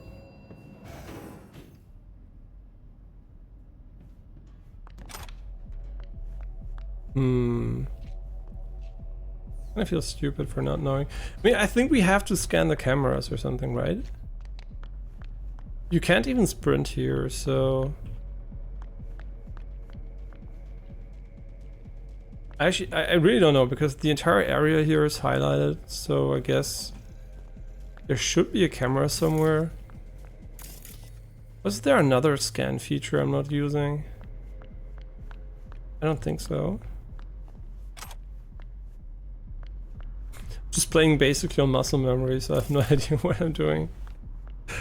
That's fine, you don't need to hear me. Thank you, I'm good. I have the stream muted right now on the phone. Yes, so now we can talk about Apricon's hidden secret. Apricon's hidden secret. Okay, but seriously, where the fuck do I need to go and what do I need to do? Okay, at this point, basically, if you know what I need to do, you can tell me, because I actually don't remember if we... what we need exactly, so... what exactly is he highlighting even? Oh, right, I know what we need to do. No, I don't. Wait, what? The fuck? Right. We got another badge, but why do we need another badge? Maybe that's just an alternative route to intimidating him. So we're just upgrading our clearance here, which is fine, I guess.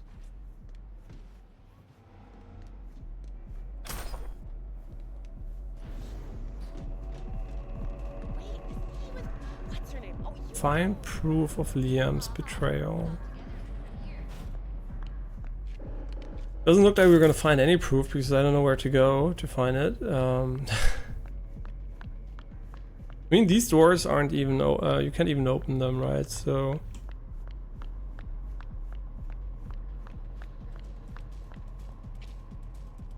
I'm doing okay, had a bad week, but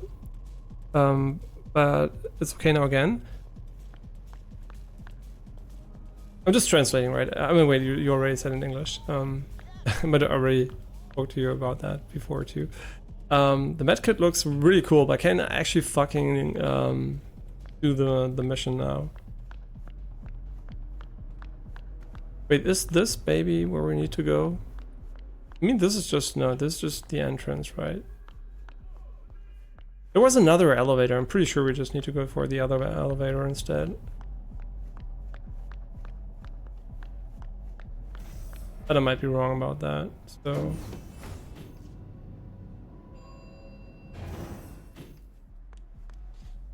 I mean, if it's not here... Okay, obviously we need to go to the VIP lounge. I don't know what I thought I was gonna do here. Wait, this is the weirdest elevator ever. This is super dangerous. You would never do that, right? Wait, what the fuck happened even here? Wait. Jesus Christ, you can just put your finger against the wall here. Oh, okay, it's a glitch. Never mind. They just didn't put the wall far enough away, so actually the wall glitches through the door. There are not a lot of these visual glitches, but it's kind of weird to see one in such a obvious position. What the hell are you doing here? Hi. Quick saved. Now I can kill you. You ordered champagne?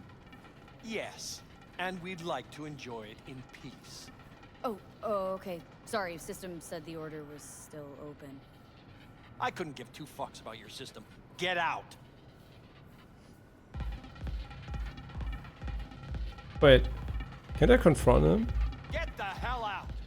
Wait. Oh, fuck. You heard what I just heard, No right? privacy. Uh-huh. Guy's cheating. Bet my life. Don't know. I mean, he's up to something, no doubt. But that back there, that was about something else. Yeah, minor deeds. Either way, she better keep away from him. She might not take you at your word. Uh-huh. That's why I gotta clep the security cam footage. Wait, what? Break into riot security room. Wait, isn't that just here? Wait, why didn't we do that from the get-go?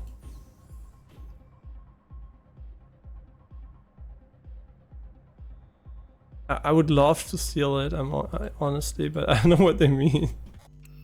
Wait, what do they mean? Oh, right. Ah, right, I just need to press it. Okay. That happens when you don't play a game for a while. You just don't remember the details too well. Call Lizzie. Okay. Feel like such a boss. V, what's up? Got some intel on Liam. And? Is it what I thought? Wait, who is that? It looks that way. Caught him in the VIP room with some chick. Ordered champagne. And? What did they talk about? Can't say. Don't think they talked for long, though. It's not much, but it's enough. Okay. Why is it called violence if I didn't kill anybody? Or maybe that's why they called it violence, because it's one of the few moments I didn't kill anybody. Yo, nice bike.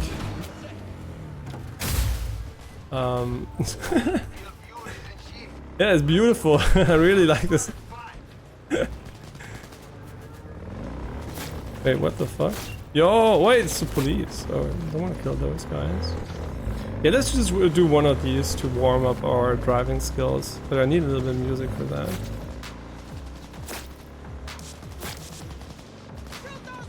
Yo, don't kill me! I'm innocent. Wait, I'm actually... Did we die? No, we didn't. Sorry. Is the car still okay? Wait. Where's the car? It disappeared? Wait, it's over there. I'm sorry. I kind of don't remember how to read the map. I just remember that it was hard to actually read where you can... know where you have to turn exactly. And the ray traced reflections are so pretty that I actually can't focus on driving this bike at all. Yeah, but really curious to see how this is going to evolve, because with more complex geometry there are less flat reflective surfaces too, so yeah, I'm really curious to see how this would look if they had a bit more next-gen-y geometry too.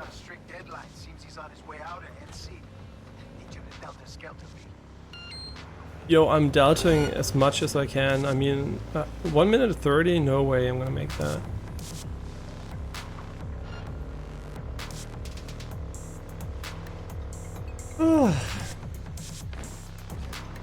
Is it a good idea to take your hands off the camera? I don't know. Wait, did we already check this one?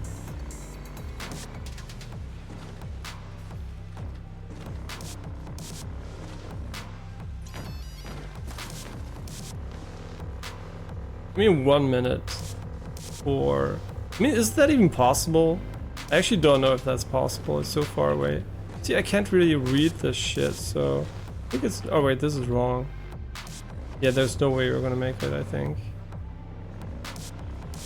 Time limit is usually pretty close. Pretty tight.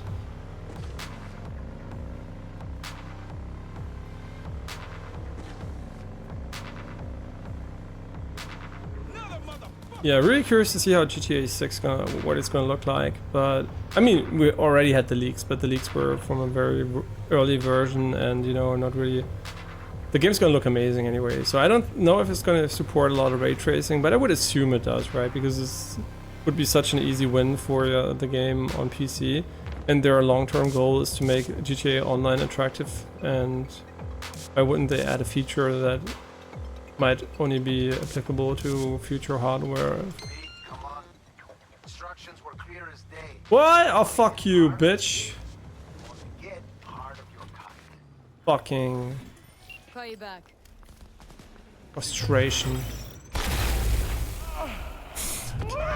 Sorry, my bad, my bad. Sorry, my bad too. I don't know why you're there. Right, we also had grenades, right? What do they do? Is this an incendiary grenade? I think so.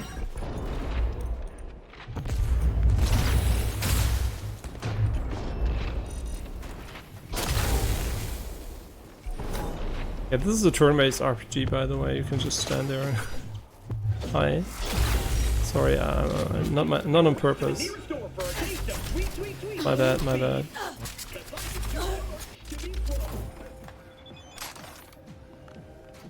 Well, wait. Do we still have time to deliver it? Oh, whoops. But we don't get the bonus, right? Much better. But I'll take the hit. Oh, thanks anyway. Thanks for the help, V. Yeah. My chum will do the finishing touch. No problem. I'm just enjoying life here. Wait, they take no damage? Why? Man, melee is so bad in this game. Look how I can't shoot. It takes fucking 10 years until I can shoot. Look at. I'm gonna demonstrate it to you, okay? We're just gonna have to put on slow motion. I'm gonna demonstrate it. Wait, I'm gonna hit it, and look how long it takes until I can click again. This is dumb, right? It's fucking dumb.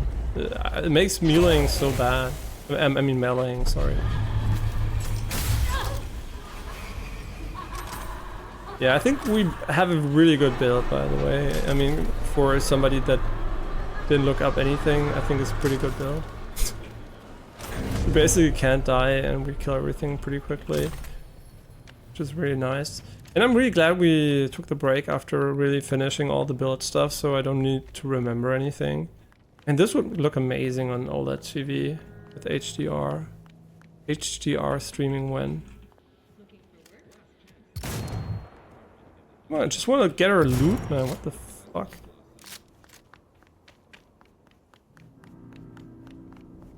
And welcome back, Apricon. And yeah, it really would. I think so, yeah. Now that I know what an OLED TV looks like.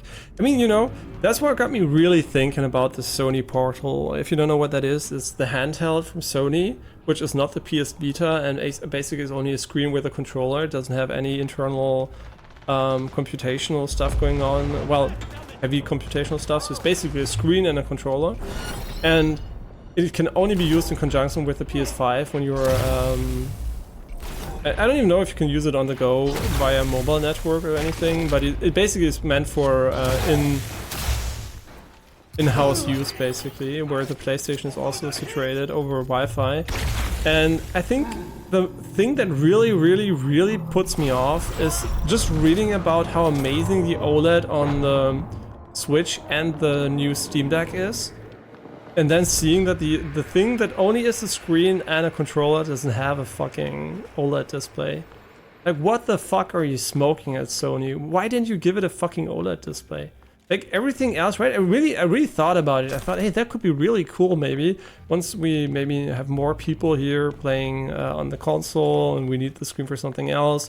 That would be cool, right? Would have been a cool solution maybe for a problem or something. But seeing how it is so... Well, it is not a bad screen, but it's just not an OLED screen. Really made me feel like I don't appreciate it as much as I could have. Yeah, I think it's really dumb of them not to have an OLED screen there, because people would have been way less cynical if it had an OLED screen. And people always talk about Bluetooth, but I think Bluetooth for you know, audio is pretty bad because it has a lot of delay. So I'm usually pretty... I think Bluetooth really needs a few upgrades until it is really good for something like that. But I still think, yeah, it would have been nice if it had Bluetooth, right? So you can just use your headset, headphones or something with that. I get it, right? It's really stupid, so... Because it seems to be really cool otherwise. It seems to be very nice to... It's very nice to hold, and it's seemingly nice to play on, it works well. Okay. We have 5 minutes to get over there. I think we're gonna use fast travel. Yeah, let's just use fast travel here. I should probably mark it, because maybe it's super annoying to get to. Like I knew, right? It's not just there, it's actually normal stuff here. Yeah, saw that. You can already do that with any device, though. It just has better built-in control with all the DualSense functionalities. I mean, you could also use a strap-on thing, right? Where you put your phone onto your phone, where you put the control, your phone onto the controller. And I still think, even though, right, you can do it with other devices, it might still be more, well, nicer to hold and stuff like that. But I still think it does add value to a certain use case, but it's really annoying that the screen isn't that amazing then, right? If it has a really amazing screen, it would be so easy to say, yeah, sure, I get it, right? If you need a second screen and you don't have the television available at all times, it's maybe a cheap way to get a good way to play your PlayStation games if you already have a PS5. But that's for a lot of people, right? A lot of people have to fight with their family over the screen, right? I mean, once we move in with Jessica, I'll also have to fight with her over the television or something like that. But then again, I always think I'd just buy a fucking second screen. If you don't have the space, I get it, and you don't have the money, sure, yeah, then it's a good option. But I don't know. You can't use the DualSense. Alright, but that's Sony's fault, right? That has nothing to do with the hardware limitations, right? It's just Sony that didn't enable maybe the DualSense full control for these accessories, right? So maybe Sony doesn't enable full streaming capabilities on a phone, but there's no reason why they couldn't, right? It's just they maybe don't want to. Or, you know, reasons like the Steam Portal, maybe. You're here. Yo, she's cute. So listen up. In a second, I'm gonna get up and walk a little, okay? Okay. When I call you, you'll start following me. Yes. But don't get too close, okay? Okay, I will. I won't. Keep your eyes peeled for anyone lurking around, watching me, spying on me from above, whatever. I mean, oh. Anything creepy like that. Okay, yeah, sure. Okay, here goes. She's one of the cutest characters in the game. Vantage point high up. Wish me luck. She should work on that outfit, though. Oh, him. Oh. Where is she? There she is. I got a big blah blah blah. What the fuck? Never had a good experience streaming games anyway. The latency is too annoying for me personally, but it's probably nice at home in bed. I mean, the Wi-Fi latency shouldn't be that bad, but yeah, it's definitely, of course, a huge downgrade if you're used to very low latency streams.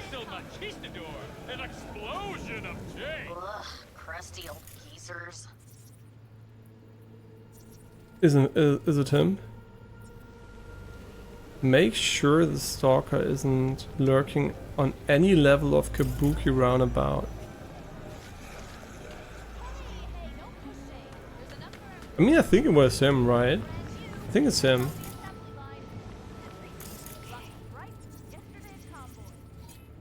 Let's just kill this guy.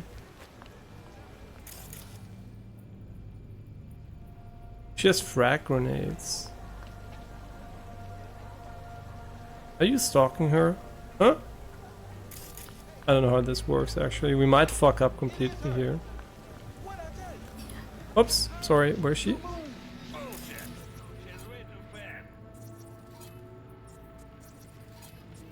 Should I just kill them? Gono yaro. Baka.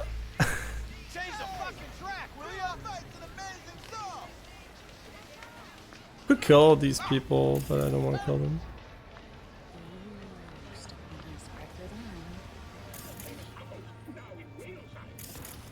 Oh, you?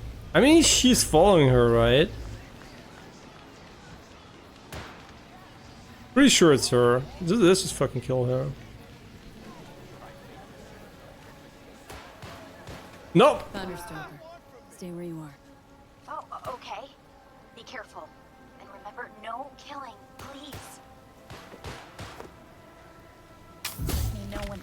Oh, fuck! Oh my god, I wanted to... because I pressed R multiple times to actually knock her out, but the moment the game prompted me to press E for something else, I pressed it. Why the fuck, man? Oh my god. I played it so nicely and then the game fucking baits me into pressing E. The game stream directly off the PS5. Yeah, sure. I mean, you know, I really, now that I have a television with also a very low latency additionally to this PC, I'm really used to it. Stay where you are. Oh, okay. Be careful. I knew it, bitch. Blue Moon, I've got her. Did you say her? She's behind you. There's a twist. Here she is. Come talk to me. Hello, I'm here. Hi. Hi, I'm analyzing. Come on. You know it was her. She was acting weird. Yeah, and she had a fucking bunny backpack like Tiny Tina from Borderlands. She must be completely crazy. With your eyes cut out. Pretty solid evidence, wouldn't you say? I bet she's so cute. Oh my god, V! Thank you so much. Don't mention it. It's what I was paid to do. A girl like that. Who'd have thought? What do we do now? I don't know. Kill her.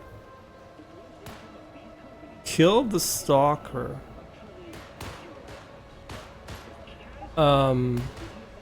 Wait till the badgers get here. What about when they let her out? Or she escapes? Then you give me another call.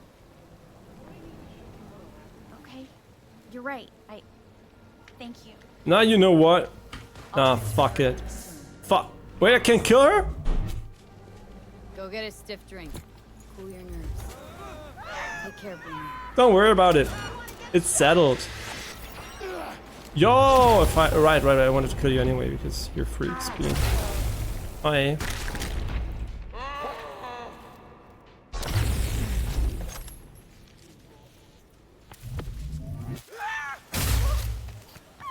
Whoa, we didn't kill a civilian, but wait, can you kill kids in the game? I never tried it out because I didn't want to try it out, but I'm pretty sure it doesn't work because usually our EMP kills everything, unless they finally patched it. Yeah, that's what I like, right? You get the positive consequences and then you can just... I mean, if there is a follow-up quest where she actually now kills her or something like that because we didn't finish her, I think it would be super dumb because we actually killed her just to make safe she doesn't get killed. Oh my god, wait, what the hell? Yo, I didn't do shit! I'm innocent.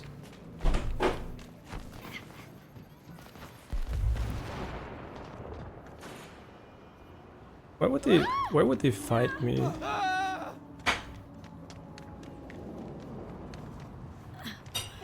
Okay, but food's ready, so unfortunately Apricot just left. Sorry. I don't want dollars, man. She looks, a Blue Moon actually looks really cute, so why can't we romance her? See, that's why Baldur's Gate got Game of the Year, not this game, because we can't just have sex with everything. No, but seriously, food's ready, and I think this is gonna be presumably the last stream for today, so the only stream for today. Can you stop it? Fucking, I'm talking here. Okay. Yeah, so basically, what I want to say is thank you everyone for watching, and also, of course, thank you again for the follow.